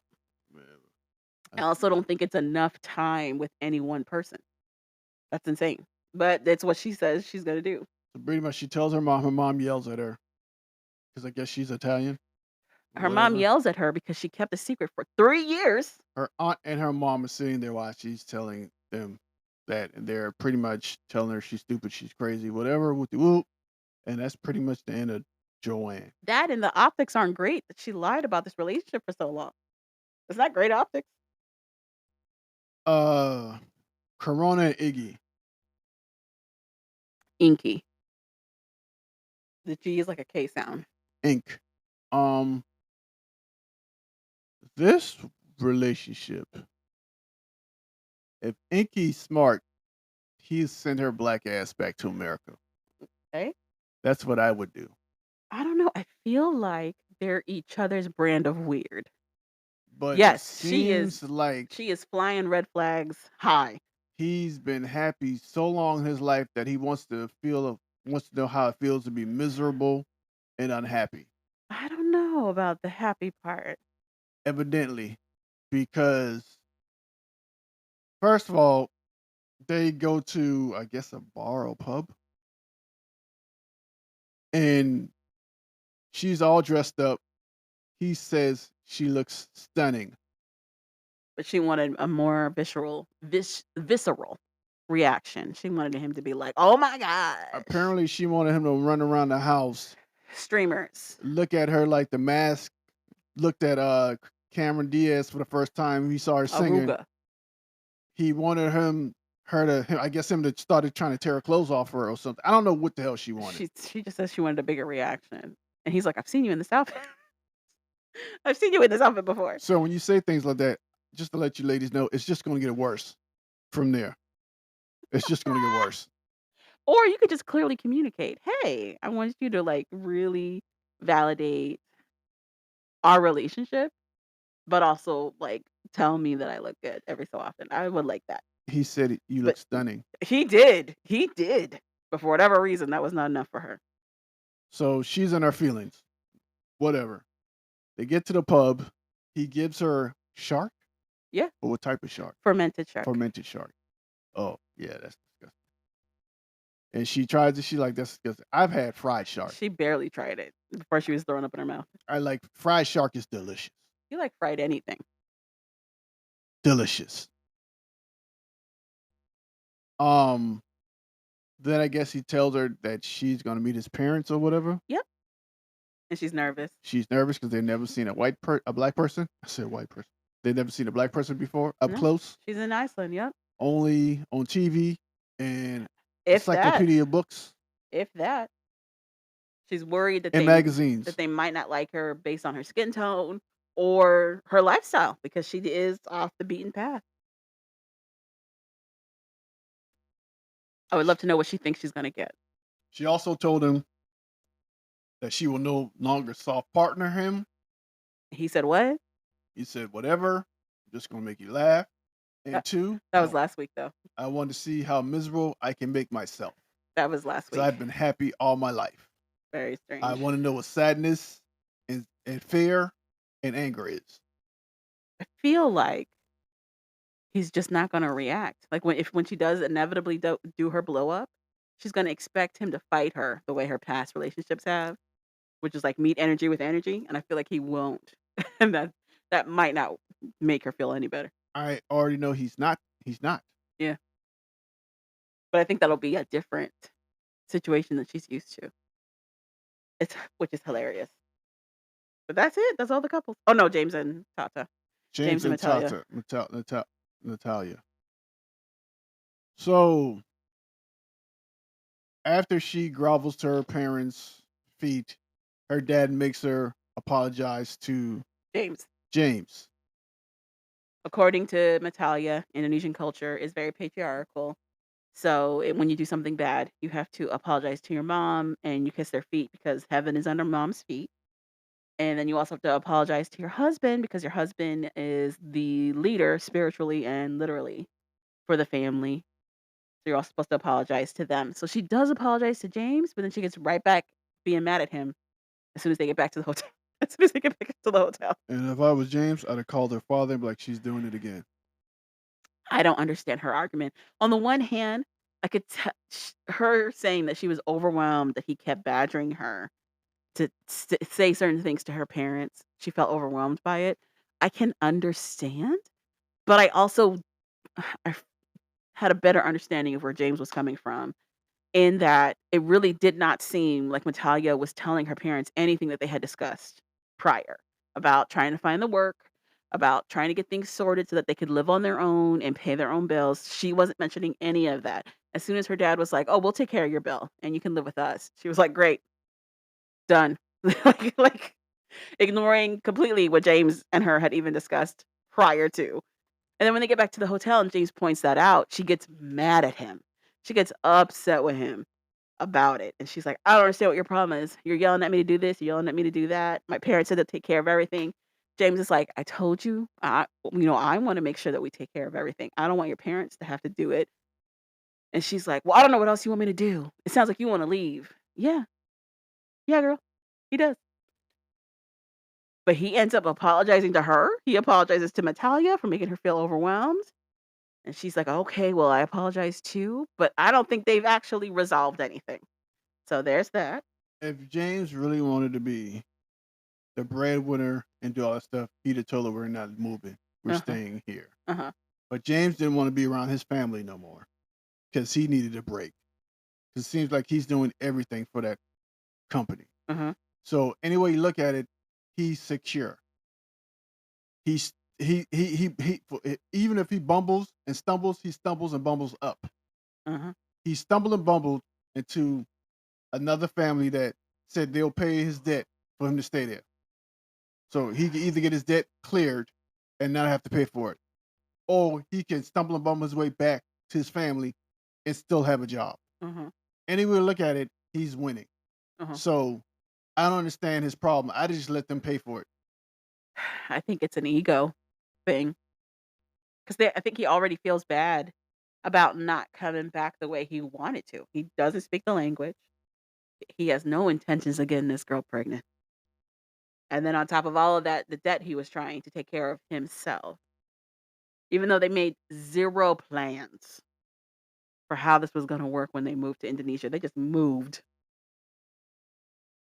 But that's where we left them for right now. And that's pretty much 90 Day the Other Way. Yep, that's it. And now it's time for the finale. Uh-huh. Love, love, love, love after lockup. Tell me, how did I get locked up? Love, love after lockup. This season of Love, Lockup, season 5. Uh, the couples are different. The dudes are actually different. The female, everybody is different. This one is better because the things that some of these people say that make no sense. And honestly, I think in this one, I think it's 50-50. I think some of the couples is the inmate's fault, and some of the couples is the person who was Spouse's fault. spouse's fault, the person who's been supporting the person in jail fault. But I digress. Let's start with Kim and Joey. Do you know who they are? Yes, Who are they? they're the ones in North Carolina. Okay, what else? You want to talk? What do you know about them? She has 2 kids. Calvin, what happened to them in this latest episode? Oh, okay. So, I guess Okay, yep. no, my notes switched on me. So Joey, I guess, is feeling overwhelmed. He wakes up the next day, it's Christmas Day, I guess he's and the boys feeling are overwhelmed. in their bed. They had put the boys to sleep in the boys' own beds, but they woke up extra early and got into bed with him and Kim, and then they immediately started yelling and crying. Like I said, he's overwhelmed. So he decides, after they open presents, do some little bit of family activity, she takes him outside and shows him that she bought him a car. That's exactly like hers. He And inst- Apple Air tagged up. he instantly goes, "I'll be back." Not instantly, but he does Yes, change. He does change clothes pretty quickly. instantly goes, "I'll be right back." She's like, "Where you going?" "I'll be right back." The the ability of these dudes not being able to, not telling somebody they're in a relationship with where they're going, which I do every once in a while. And most of the time when I do that, it's either I'm going to get food. They I don't understand why they don't think the person that they're in a relationship with has a Right to know right to know, or courtesy. or a common courtesy to know. Uh-huh. That's the thing that makes me go, that's mind boggling to It's me. like a little thing. Right. Then you don't necessarily have to ask permission, but you can just give them the heads up. Like, right. Like that's not A little goes a long way. that's the easiest thing to do. Right. And I'm like, if that's hard to do, Right. you might as well get out of this relationship right now Well, because it's never gonna work. my thing was, you knew she had 2 little ones. Both those boys are under 10. Knowing something and then being in it is 2 totally different things. That is true, but I don't know what he was expecting. He thought that the kids were, I guess he assumed the kids are well behaved and that I feel like people think kids are like little adults, and they are not. They are children. The problem is people don't know when to talk to kids like they're adults and when to talk to kids like they're kids. They don't know when to discern the two. Well, I would think if they're under 10, you would know that these are kids. These are they You don't just even gotta feed themselves. no, you just gotta know what scenarios where you can sit down and tell a kid, hey, this is what it is. Uh-huh. And when they be like, okay, they're playing, sleeping, that's a child. They're gonna get up, do whatever, Mhm. run around. That's what they're gonna do. Mhm. So he gets in the car and he just drives.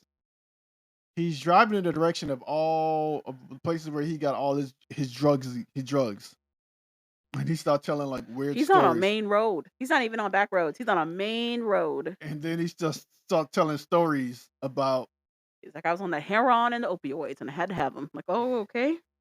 I've seen some crazy things in my life. This used Some to happen on this corner. We used to say this down over this My side." friend got wrapped around a pole, drinking and driving, or high and driving, Yeah. killed. I never got over it. Also, I seen some things that you shouldn't have seen on drugs. Both on the inside and the outside. I was like, "Oh, When I okay." was on the munchies, that's what we call the shrooms out here. The munchies. Also, he is dressed like he's from 2001. I saw a buzzard do something to a deer, But you know what? We also don't know where he's going. a dead deer carcass. That's all I'm saying. Do I've you seen some things. do you think he was just driving to drive? I think he's overwhelmed, so he's just driving. He's like just driving to And to drive. me, starting, he was to me like he was getting that itch. Okay. To me, Okay. because he just randomly brought up back in the day. I'd probably be going somewhere to get some drugs. I'm like, well, if you're saying it, that's what you're going to do.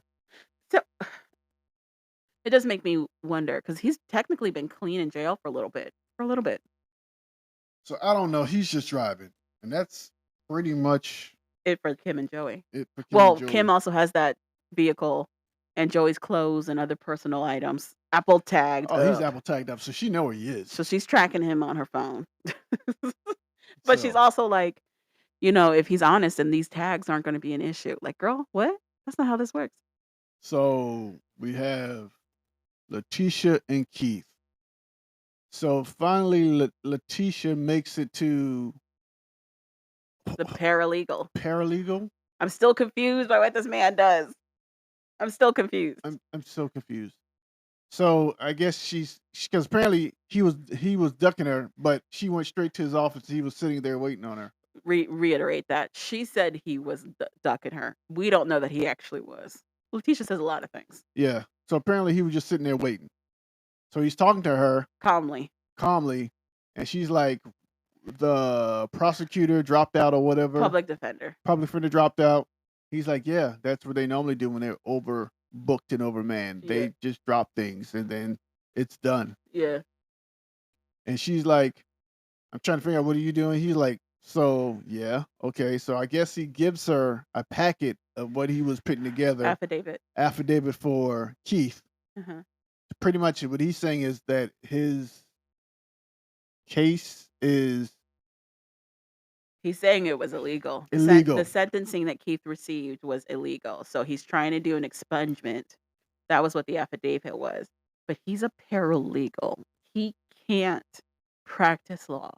So I'm confused about what he actually is going to do for them. Other than creating that docket, that's still got to get turned over to a lawyer to be formally filed with the clerk, with the county clerk. So Which leads him to believe that's why nothing else happened. okay. Because But he he's tells not a her, lawyer. "Leave it to me. I'm gonna handle it." So I'm like, okay, how does this work? Can anybody file? Maybe anybody can file. Maybe you don't have to be a lawyer. Who knows? But But spoiler, Keith is still in jail. So I don't know what this there's does. that. And then after the meeting with the lawyer, she goes and meet up with a friend. She's pretty much telling the friend she's going through a lot. She tells him the Keith situation, and then she tells her how her business is not doing too well. Then I guess the producers ask her, so what's wrong with your business? And she says she doesn't want to talk about it, and she takes a drink. I guess she's been drinking a lot, Yeah. which would mean that's why the daughter's probably in the condition she's in. This poor baby.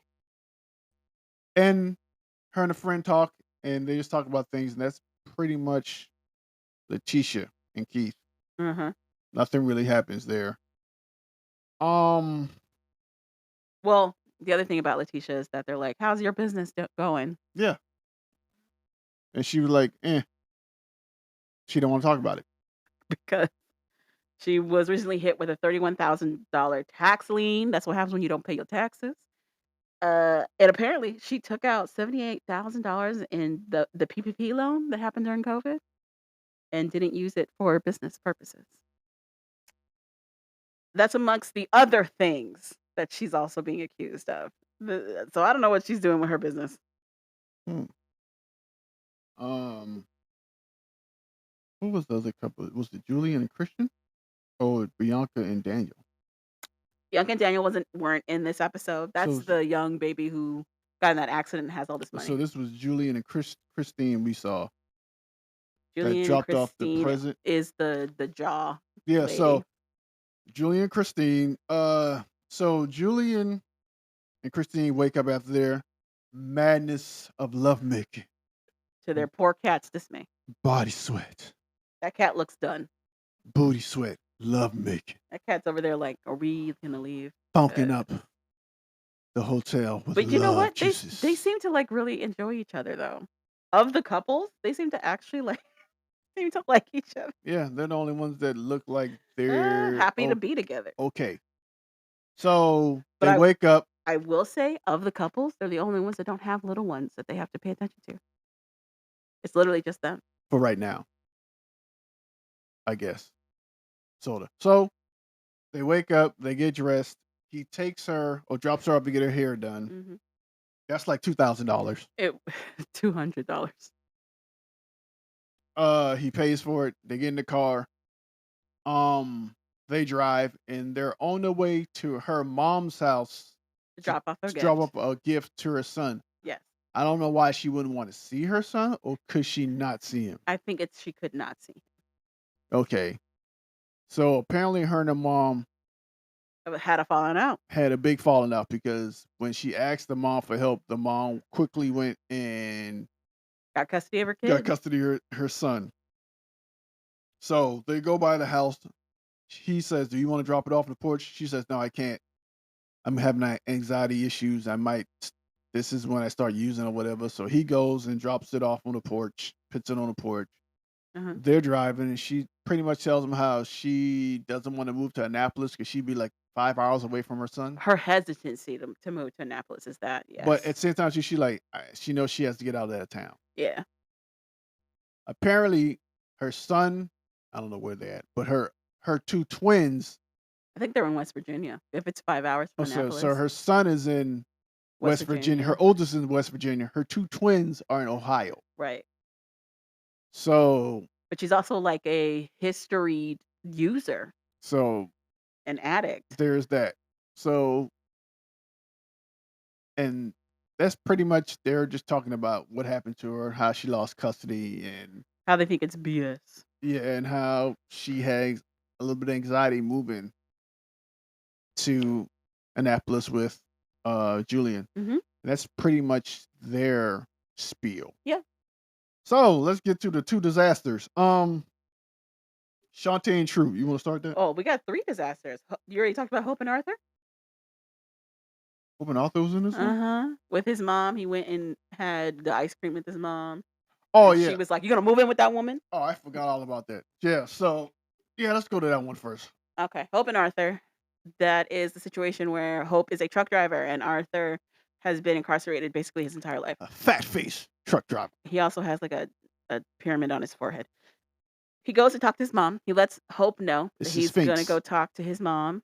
He ends up talking to his mom over ice cream. They're just talking about how like she didn't see him as much and how she was dealing with it, how he was dealing with it, how he feels a lot of regret and remorse for not listening to her. Now, mind you, he made it sound like she didn't come at all. Well, yeah, at first he made it sound like she just dropped off the face of the earth, but then we find out that she actually was seeing him pretty regularly, and then it slowly but surely kind of fizzled out. And I think mostly because the mom stated at one point she couldn't take seeing him all the time like that. She had her other responsibilities to do, and he seemed to love being in jail. So, Apparently, he still loves being in jail. but he has some remorse over like not paying listening to her when he should have. To be honest with you, now that I'm thinking about it, those I think those were crocodile tears. I don't think they were. I think they were I don't think they were because you crocodile still tears. ended up right back. But so he's in jail now because of who he was with. Let's stop it.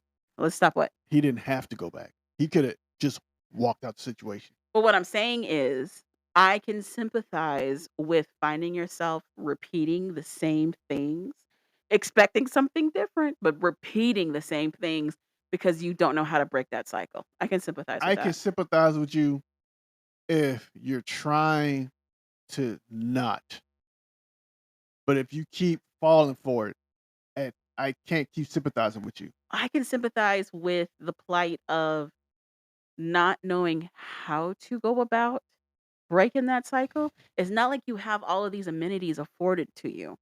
Also, he's an ex-felon, well, now current felon, but he's an ex-felon, right? He's out. He doesn't have a job. To get the help that he needs, you need money. You need insurance to do all of that, which he can't get right away. Also, when you get released, almost like when you get released out of the military, they don't give you any kind of bridge support to help you with this next stage. You have to stay out long enough You have to stay out long enough. to be able to figure out, to find or try to do something. You got to stay out long enough. He got out and went right back in pretty much Actually, no, he was out for a minute because they filmed this last year. He just went back. So he was out for at least a year. in a year. He okay, yeah. I'm just saying, I can understand you've got a history of trauma behind you. You're in and out of jail nonstop. You don't know what the first step is to try to not lead that same life. You're surrounded by people. They're going to keep you in that same life. I understand that you do have to take accountability for your actions. I understand that. You have to take accountability, try to come up with some sort of actionable plan so that you can move forward. But I can sympathize with not knowing how to. I can. I can sympathize, but that has limits. Oh, that's fair. So, but he's basically talking to his mom. The crocodile tears that Calvin referred to was him tearing up in remorse with his mom, talking about how like his life would be so different if he just listened to her. He really feels like if he had just listened to her, the instance he brings up is like she told him to do some laundry, and he was like, "Fuck that! I'm not gonna do no laundry." And he ended up getting in trouble and ended up putting him away for the last stint. He was like, "If I had just listened, if I had just calmed down and listened, I wouldn't even be in this situation." So after he has his heart to heart with his mom and tells her that he's gonna stick by Hope's side, even though she's like, "You should leave her." He comes back to Hope, and Hope grills him down because she thinks that he's cheating or plotting and planning with his mom to leave her. And she's That's like, "That's what every woman would think." I'm like, "I don't know that every woman would think this. This is very interesting." what would you have thought? In that situation, Yes. that you're just talking to your mom, who you haven't seen in years, that you're just talking to your mom. Who else do you know that you could do anything with? Or not even in the city you were in. Your mom flew down to Texas. Really? You take all that into account, Javon? Your mom flew down to Texas. You take all that into account? Yes. Where else would you go? You're super rational. In that instance? Yes. Where else would you go? Okay. I'm just asking. Yeah. I think that those questions were questions of guilt. From her cheating. Yeah. Mhm. If I did it to him, it's only a matter of time he could do it to me. Also, I was gonna say she could just talk to Kim and get him Apple AirTag down. If she really wanted to know. Whatever. Well, yeah, you can do that. Buy 1,000 of those bad boys and just act like you a spy and just For real. roll out of the way of a car and just throw it on it. I don't know. Sure. But yeah. But that's how their night ends. Basically. Her being like, "I cooked for you and you didn't even come home." And he's like, "I didn't know the conversation was gonna take that long." Second of all, I didn't know you were going to cook. Third of all, why do you think my mom's gonna take me away from me? Why are you competing with her? Anyway. All women. Well,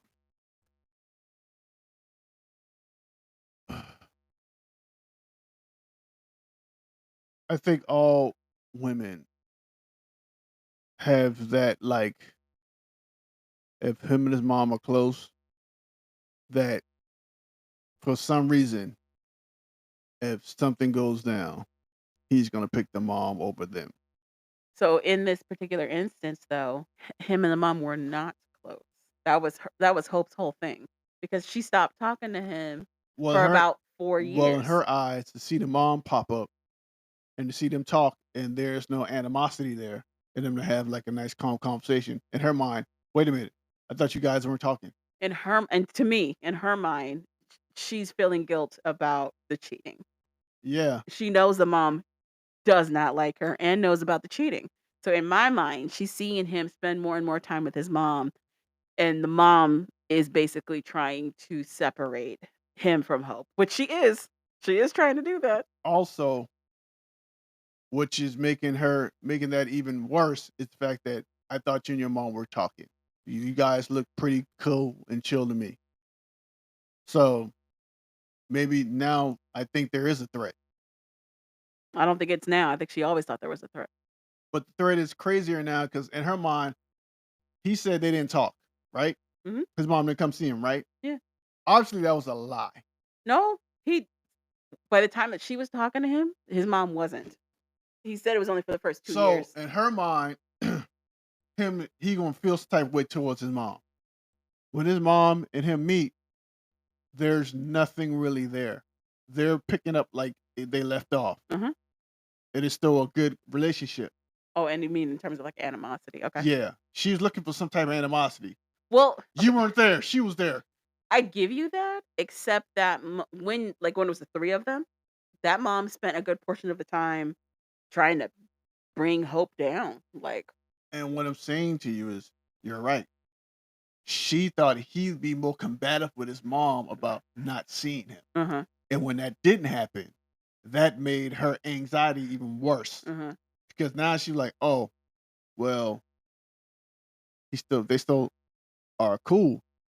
So now she she she might have more influence than I thought she might have Okay. now because there's no animosity, like you said. There's no animosity there. Uh-huh, So now maybe he is listening to her. uh-huh. And with all the things I did, why wouldn't he? Uh-huh. So I think it's all that.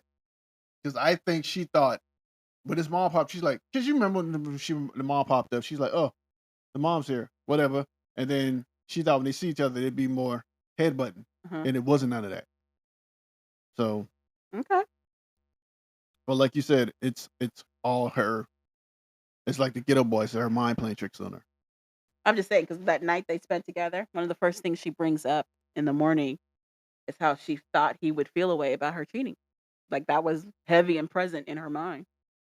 And then I think him and his mom hit it off so well, added to that. Mhm.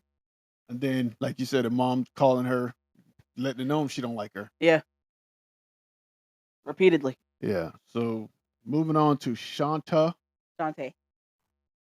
Shanta, It's spelled Shanta, but they say it's Shasta, Shantae. Shantae, and True or Lie. Which one? Name should be Lie, not True. We also have a Shantae 1 and a Shantae 2, so Oh, his name should be uh. twerp. What is another word for vague? His name should be vague because everything he says to her is vague as shit. Mm. So basically, I guess it's over Yep. in a nutshell. So True left to go to the gym with his sister, but didn't tell Shantae anything, just disappeared again for her. So she was like, "I'm done. I'm gonna pack up my stuff and I'm gonna be gone." so while he's working out with the sister, a old friend Kind of. comes up and she's making it known she wants the penile. So according to True, his sister introduced him to this girl She wants the one-eye monster. who he knows as Tisha, but she goes by Shantae. But She wants the sure, anaconda. she was reaching out to him before he went to jail, but then he went to jail and she ghosted. She stopped talking to him, He didn't have to whisper in her ear and say, "Wait, you see my dick." He didn't have to do that. which is when the other Shantae came into the She picture, wanted to see his dick. or the first Shantae came into the picture. But now he's out. What's her real name? Tisha, Tisha, but she goes by Shantae. Makes absolutely no sense. Those two names are not even the same. Nope. So yeah, he goes to the gym, I think she got warrants. That's and why. his sister sets up the meet. His sister set up that meeting. She was like, "We're gonna be at this gym." And she tells him, "I invited her. Are you cool with that?" To me, the sister's been the same person she's been the whole time. To you, she might be sneaky. To me, she's been the same way the whole time. I thought she was a straight shooter the whole time. I thought she was like him and the Shantae thing, it's whatever. But her actively getting her friend involved to flirt with her brother, I was like, "Yo, what do I we don't do think with she this?" actually did that. I think she just put them in the room and see what happens. But why? You know he's in a relationship with somebody else. Her sister already told you from jump, and she told her Shantae to her face, it ain't gonna work. But it's one thing to say it's not gonna work because you know your brother, but it's another thing to actively work against it. And that's what that was. That was her being like, "Forget Shantae, That could have been move her to this other also. one." That could also could have been like, let me see my brother's head is at for real. But why test it like that is my other question. She's a And diabolic. why use your She's friend? a diabolical person. I don't know what to tell you. It felt to me, it felt shady and underhanded. It really did. Not to me, because to me, she's been the same person to Shantae's face. Her mom. Here's the thing. All I took from her meeting with his family was that they were like, "You don't know who you're dealing with. It's not worth your time to deal." That's how I took it. Was like they were telling her, warning her against him. Yes, But the way that the sister moved, at least in this episode, was like her being like, "Fuck Shantae. I know what's best. Go after this other girl." seems to That's what it me. felt like. Seems to me the sister was just Because then later she says, "Fuck Shantae." Like literally says it. that. I don't think the shit. I don't think the sister changed. To me, Mhm. that's to me. You thought she was underhanded this whole time? I I I think she was. Her thing was it ain't gonna work. You need to leave. He's no good. But it's one thing to be like, "He's gonna step out." It's another thing to be the person that's manufacturing it. I think the sister was like, me and him gonna be working out. Me and her. I think her and her friend gonna work out No. regardless. She went and got Trey and told Trey, True. yo, True. And True told True, like, yo, No, my girl. they said it in the episode. It was her and True, and she told him, "I'm calling my friend to come meet you." Okay, Because whatever. they discussed it at the restaurant. Remember they were out again somewhere else, and she gave him that watch or whatever?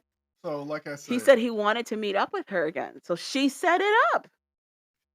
okay.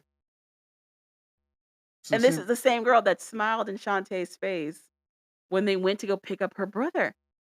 like I said, I here's uh she told her everything she needed to know when they were talking at the get together when they had that dinner. Her mom and the mom and sister told Shantae everything she needed to know at that dinner. She should have left then and told them y'all can have him. I'm out. That's all I'm saying. Okay. They told her who he was, and he ended up being But I feel like, who they said he was. in my opinion, I feel like they didn't tell her who they were, which was, "We also actively don't like you, and at first chance, we're gonna deter him from being with you."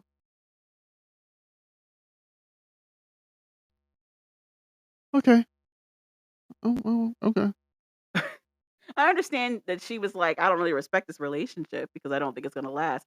It'd be And one thing. I think she said that to Shantae's face. She said it, but again, she framed it like she was putting the blame on her brother, not her. But then she went behind Shantae's Okay. back and went and got her friend. Okay. Okay. So I thought that was some underhanded shit. Okay. Mm. A lot of people, I'm pretty sure everybody will agree with you. I also don't know why this lady was flinging herself at him so hard. For what? He doesn't work. He can't drive himself around. And I'm pretty sure he's gonna go back because he doesn't want to go talk to his PO ever. I don't think she cares. She just wants the fun. What fun is there?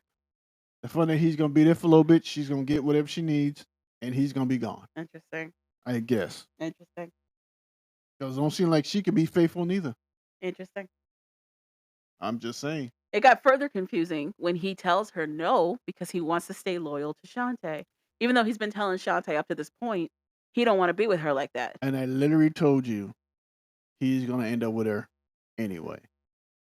Okay, but why did he tell her no then? Why did he fight so hard to say that he was gonna be loyal to the other Shantae? For the TV, I for guess. the cameras. He keeps reiterating Let's do how it for he the bit. doesn't wanna be like the other guys from prison who use somebody basically, get out, and then trash him. He This doesn't wanna do that, but that's exactly what he does. he wanna do it for the wood. I don't know. But yeah, I already knew. As soon as I saw that, I'm like, yeah, it's a wrap. You be like, well, I'm like, it's a wrap. Okay, I knew it was a wrap. Because soon as you said, I'm fun, you can do all this stuff, we can do all this. I'm like, yeah, it's a wrap. okay. So as soon as I got back to the house, I'm like, yeah, it's done. But he had already given her the speech prior about how he wanted to cool things down and see other people, but stay with her. He had already given that speech. Yeah. He gives a lot of speeches that don't mean nothing. But And that's another reason but then why he cops an attitude when she's like, "Fine, I'm out." Then he cops that attitude again, and it's like, "She used me." your logic don't have to make sense to everybody else but you. And that's what you feel and realize. Your logic only got to make sense to you. Mhm, It don't matter. It just got to make sense to you. That's why when he was talking, I'm like, none of this matters. mhm. None of this matters. But yeah, Even his argument he gave to her before she finally leaves, hopefully for the last time, she finally leaves. If he articulated so disjointed and so super, so his argument was the reason you was with me, you used me to get over or to get you to build you up. to build yourself You up. used me to build yourself up. I'm like, "How?" That's why you didn't come see me because you knew if you came to see me, we might not have been together. If he said it the right way, you used me to help yourself get over what happened to you. And then when I wanted to see you, you didn't want to see me. Now I know why. If he framed it that way, even if he framed it somewhat that way, it would have been better than the argument he made because it made no sense. It made 0 sense. So But also he's like, "Here's $1,000. I it's don't a want you thousand to dollars. think I that don't I'm want you to think I using took a you. using you. You use me actually for my paper." What? No, using me for my time. He said my time. And he says my paper. I don't know what that means. It's starting to make me believe he the one stole her money. Oh, the original time? Yeah. She said no, she said it was her brother. Who was cool with his brother at the time? Him. But he okay, Imma say okay, because her brother was out. He was still in jail when all that went down. I don't know. But anywho, I'm just putting everything on true. Who gives a shit? He did everything. Said, "It does not matter." So I guess Javon said, she walks in the bathroom. He goes, "What's wrong? Talk to me." Why would I want to talk to somebody who says I'm boring, stuck up? What else did he call her? A homebody. A homebody. Insult all the things that I am. Why would I want to continue to talk to you Uh-huh. and stay in the presence of somebody who don't want me in their presence? Right. So finally, she gets her stuff together. He puts the money in her bag, which I was like, girl, just take the money. At least you got gas money to get back or something. Right. Who even, I don't, was it even $1,000? Yeah. He said it was 1,000. Was He it really? that I don't know. Where'd he get the cash? Was that the cash she gave him? I have more questions. I don't know. But so she packs up, she gets in the car. He tries to get in the car with her. Oh, he tried to hold the door. I don't know what he was trying to do. Uh-huh. I guess he's trying to state his case. And let's just say none of it made sense. And he never articulated what he was trying to articulate. Right. So finally, she closes the door. She backs up. And she drives down the street. She gets down the street a little bit, and I guess they stop her from driving because she was too much of an emotional wreck. Uh-huh. and that's pretty much true in Shantae. Uh-huh. Right now, it looks like it's over. Who knows what the next episode is going to be? Yeah, who knows? Because technically, they didn't say it was over. You know how it is. They give you the illusion that something's over. Then you come back and they're sitting together, and you're like, "What True. just happened?" True. And now to the funniest, uh, I guess funniest, two, Zariah and Troy. Uh-huh. So, Troy's mom's there now, Yep. and Zariah is now getting anxiety. Why? Because Troy mom won't shut up about his baby mama. And you might think, ooh, maybe she likes the baby mama. No, she hates the baby mama's guts. Mhm. Everything she's saying about the baby mama is bitch this, bitch that. Forget that bitch. I'm gonna beat that bitch the whole time. And Zariah is upset because she keeps bringing up the baby mama. But I'm like, she doesn't like the baby mama, so I don't understand what's the issue. And also, she was upset with the baby mama because the baby mama didn't allow the baby to spend time with Zariah. Which, if Troy's in jail, why would the baby mama give send her daughter to Zariah for? That makes absolutely no sense at all. She's also mad at the baby mom because the baby mama has a new man and her grandchild, I guess she's saying shouldn't be around no new man. But if she has custody of the child, what she think was going to happen? Meanwhile, Zariah is getting upset. She's angry. So they get together to finally have dinner. It looks like they had uh PF Chang's. That's what it looked like they had for dinner, which is the lettuce and the meat together combination is delicious. Lettuce? Not cabbage? It's lettuce? I think it's lettuce. Is that cabbage? Oh, it might be cabbage. I think it's It's green leafy things? yeah. I think it's cabbage. Oh, I think it's lettuce. They're gonna make hot lettuce? I think it's a big piece of lettuce. No, it's cold lettuce. You take the meat, you put it inside the Like a lettuce, wrap wrap? it up, yeah, and eat it. Oh. Have you've been to PF Chang's before, haven't you? I have, but I've never seen a wrap from them. No, usually like you get the lettuce and you get the meat separate Those are together. wraps. Yeah, and you just put it in I've there. never seen that from them. You know, it's like an appetizer. But I haven't been to PF Chang's since, like, high school. Yeah, it's like appetizer. So finally, they're eating dinner. It's time for night. Troy goes in the room and Zariah's like, I'm anxiety. Your mom's too much. I just need time to myself. You can't sleep in the bed because you didn't tell your mom this and that. I'd be like, bitch, I didn't want her here. I told you my mom was a lot. I told you this, but you took it upon yourself on day one that I got out to mingle with my mom. This Mhm. is what you wanted. This is this is when Troy should have got up, told his mom, "Let's go. We're going back to Buffalo," Yeah. and left. Because you're not gonna punish me or be mad at me for some decision that you made without me, and be mad at me. Because I told you that lady was crazy. His mom is off the fucking chain, and I don't say that a lot about people.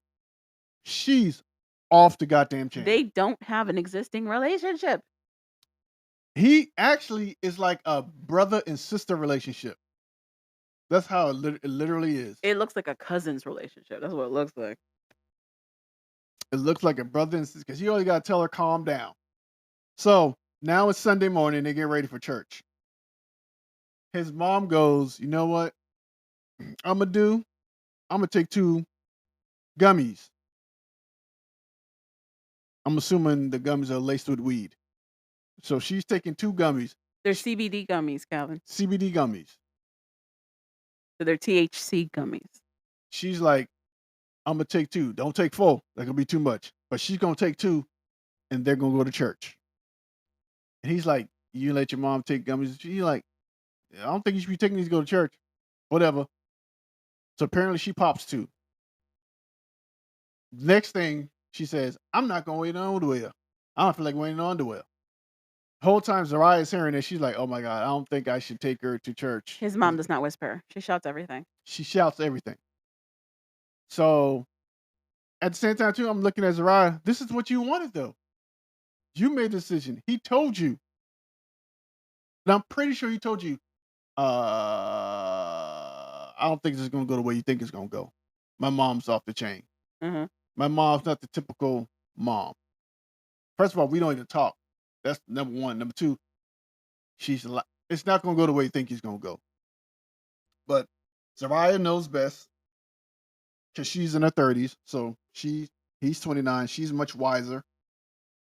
She lived a lot longer than he has, even though it's 3 years. But to her, that's a lifetime. So, so now his mom goes in the room, talk about, let me spray the cooch. So whatever, out loud. They finally get in the car. His mom's asking her what type of religious church is this? Mhm. Baptist, holiness, whatever. She's like, it's Baptist. She's like, it's good music and everything. She's like, ooh, I might catch the spirit in there. In the back of my mind, I'm like, oh, this gonna be good. This is gonna be real good. So they get in the church. They sit in the front row. Remember the first time we took you to church? We sat damn near in the back. We did not sit in the back, but okay. We sat in the back. Or the middle. We did not sit in the front row. Okay. I knew better than that. Mhm. I wanted to be there, I like that the comparison is but that I'm not like his mom, so unseen. that is not true. No, you're not like his mom. But you caught the little spirit at one time. You started clapping. I saw your head bobbing. I saw you rocking back and forth. When I think catch the spirit, I think ag. But she did lose it when that dude stood up with blocks. Not in the show. This was not in the show. This was real life. Real life. So I took her to my church, and she's like, "Oh, all these different Instruments. So one guy, I was like, I hope I don't get One embarrassed. guy, Vanzetta's husband. So my cousin's husband, he's Jamaican. All of a sudden, he takes these two. It's the way he dipped down behind the thing. He goes behind the pew because they're in the choir stand. He pulls up these Just regular wood blocks. wood blocks and started They were percussion all of a sudden. smacking them together, and you just hear the clap, the clap, the clap, clap, the clap. And I was like, she looks at me, and I'm just looking at the ground like, oh my god. No, you burst into laughter. I did burst into laughter. I just busted out laughing. My cousin Monzetta's up there. She just starts shaking her head like, oh god. And I'm just dying because I'm like, okay, I did not know he's gonna pull out cinder blocks. It was just how he dipped low and came back up with these blocks. I didn't know he was gonna pull out 2x4s and start playing them together. Because he wasn't playing them at first. So moving back to Zariah and Troy. Yeah. So now they're in church, they're in the front row. Zariah's dad is preaching or doing whatever, singing. Her mom comes up and prays. And all of a sudden, them gummies start kicking in on Troy's mom. And she doesn't whisper. And Zariah's like, I think the gummies are kicking in with your mom. Troy's like, hey. She has commentary for everything. This is kind of a ghetto preacher. Yeah. And Troy's like starting to laugh a little bit. He's like, hey, I told you. Also, the seating arrangement. Troy is very cleverly sat on the other side of his wife so that she has to deal with his mom. Yeah, because he told her, this is what you wanted. And you know what? I didn't realize that. Troy is becoming my hero. You're so crazy. Yeah, I'd have done the same thing. This is what you want. You're going to deal with this. I didn't call her here. Right. I told you I didn't want her here. Right. Since you want her here, you deal with her. I told you she's too much. Because she is laughing hysterically. She is. At this point. When I say them gummies are kicking in, she's uncontrollable now. And I guess Zariah's like, my mom and dad are one of those very conservative people. And she's starting to make a little scene. And she's like, I don't know what my mom and dad, how they're going to feel or what they're going to do. But then we cut to her mom being like, "Yes, we have high hopes for her and her husband to join the church and for him to preach the word of God For some reason, Zarai's mom think Troy is all of a sudden gonna get on into a pastor path," and he the is not. spirit and become some pastor. I what they trying to say this dude's gonna take over the church when they get old and they want to retire. It sounds like that's what she wants. She wants them to be have their own little green leaf life. Nope. I don't think why people think you can just make yourself a pastor and it's gonna be good. White people? I know I don't know why people Oh, think you just why make people? yourself a pastor and then it's just gonna go I think whatever in from her there. head, it'd be a great story of, like, how he did time, he found Jesus, and now he A lot of preaches. people that go through that and do that, they didn't find Jesus. They find money. They find easy money. Well, And the disguise of Jesus. but, I mean, her level of delusion matches Zariah's when she was like, "Yeah, I'm gonna invite his mother. She's they're gonna reconnect. They're gonna meet my family. We're all gonna be on the same page." I don't know how she got that from them because I don't think that's her biological She's mama. not looking at them.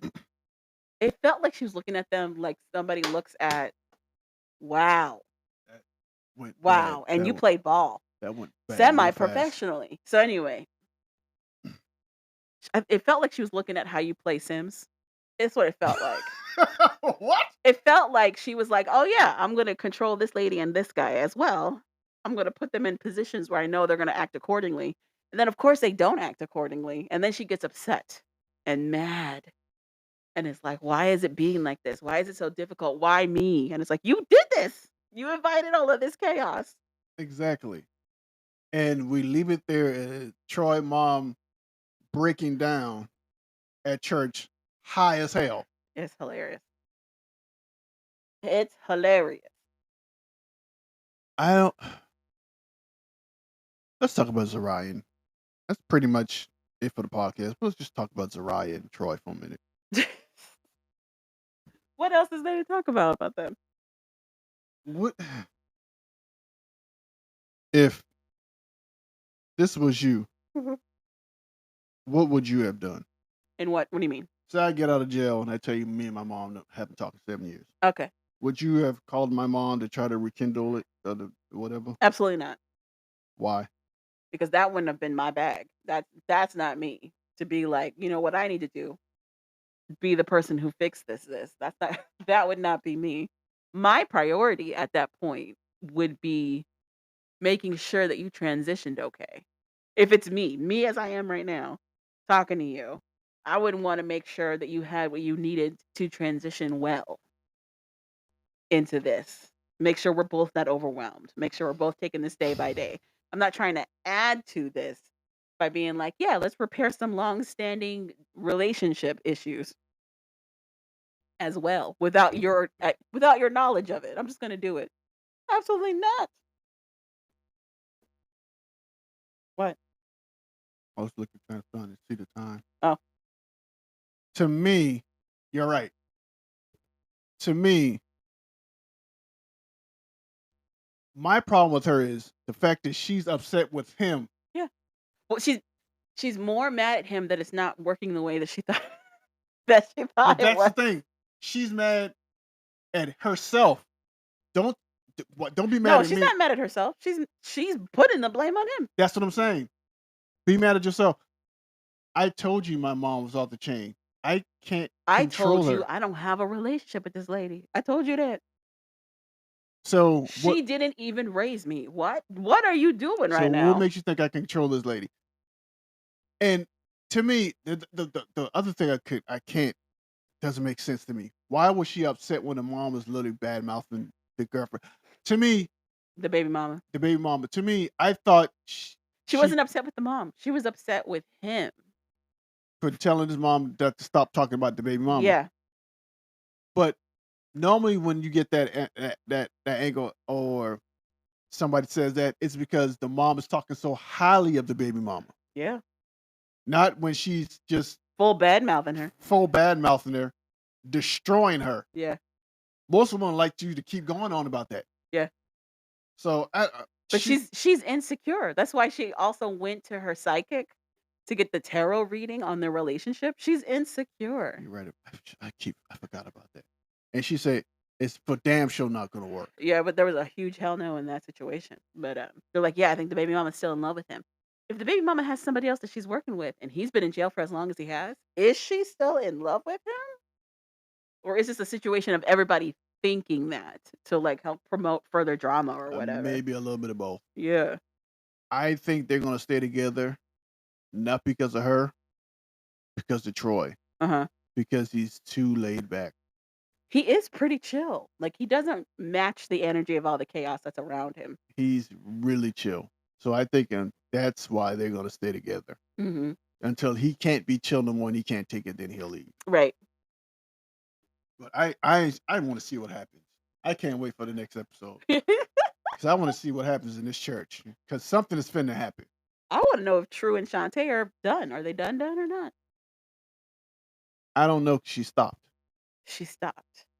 That's true. But I don't know if that was because she was so crying so much they made her pull a car over. She might have just stopped it. Or she just stopped because she was like, I can't drive like this. Yeah. So I don't know. That's what I think. I want to see that, but forget all that. I want to see what happens.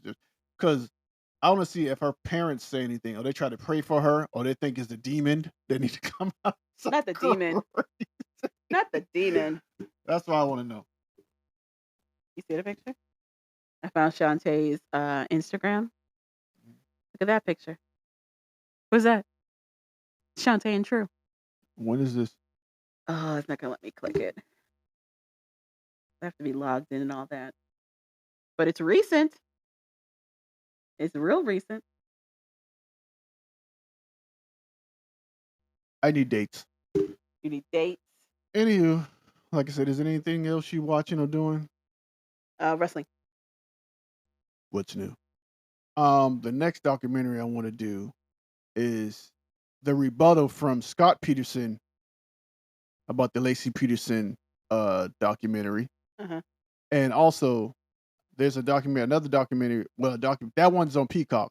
There's another documentary on Netflix about Steve McNair. If you know anything about Steve McNair, he was a football player for the quarterback for the Tennessee Titans. You said this in the last episode. And he's also for the Baltimore Ravens. I want to watch that one and talk about it next time. August 13th. It's a TikTok from August 13th. So I guess the other girl didn't work out. Or they're in tandem. They're both Shantae. But yeah, about his murder. So I want to watch that and talk about it on the next podcast. Sounds good to me. But other than that, that's all I got. I think this is the most you've talked on the podcast. Sure.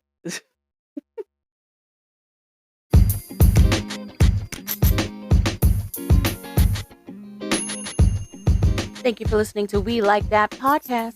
So we like that. Go ahead and click that subscribe button. You know you want to. And rate us 5 stars. I'm Javon. I'm Calvin. Later, people. And we're out.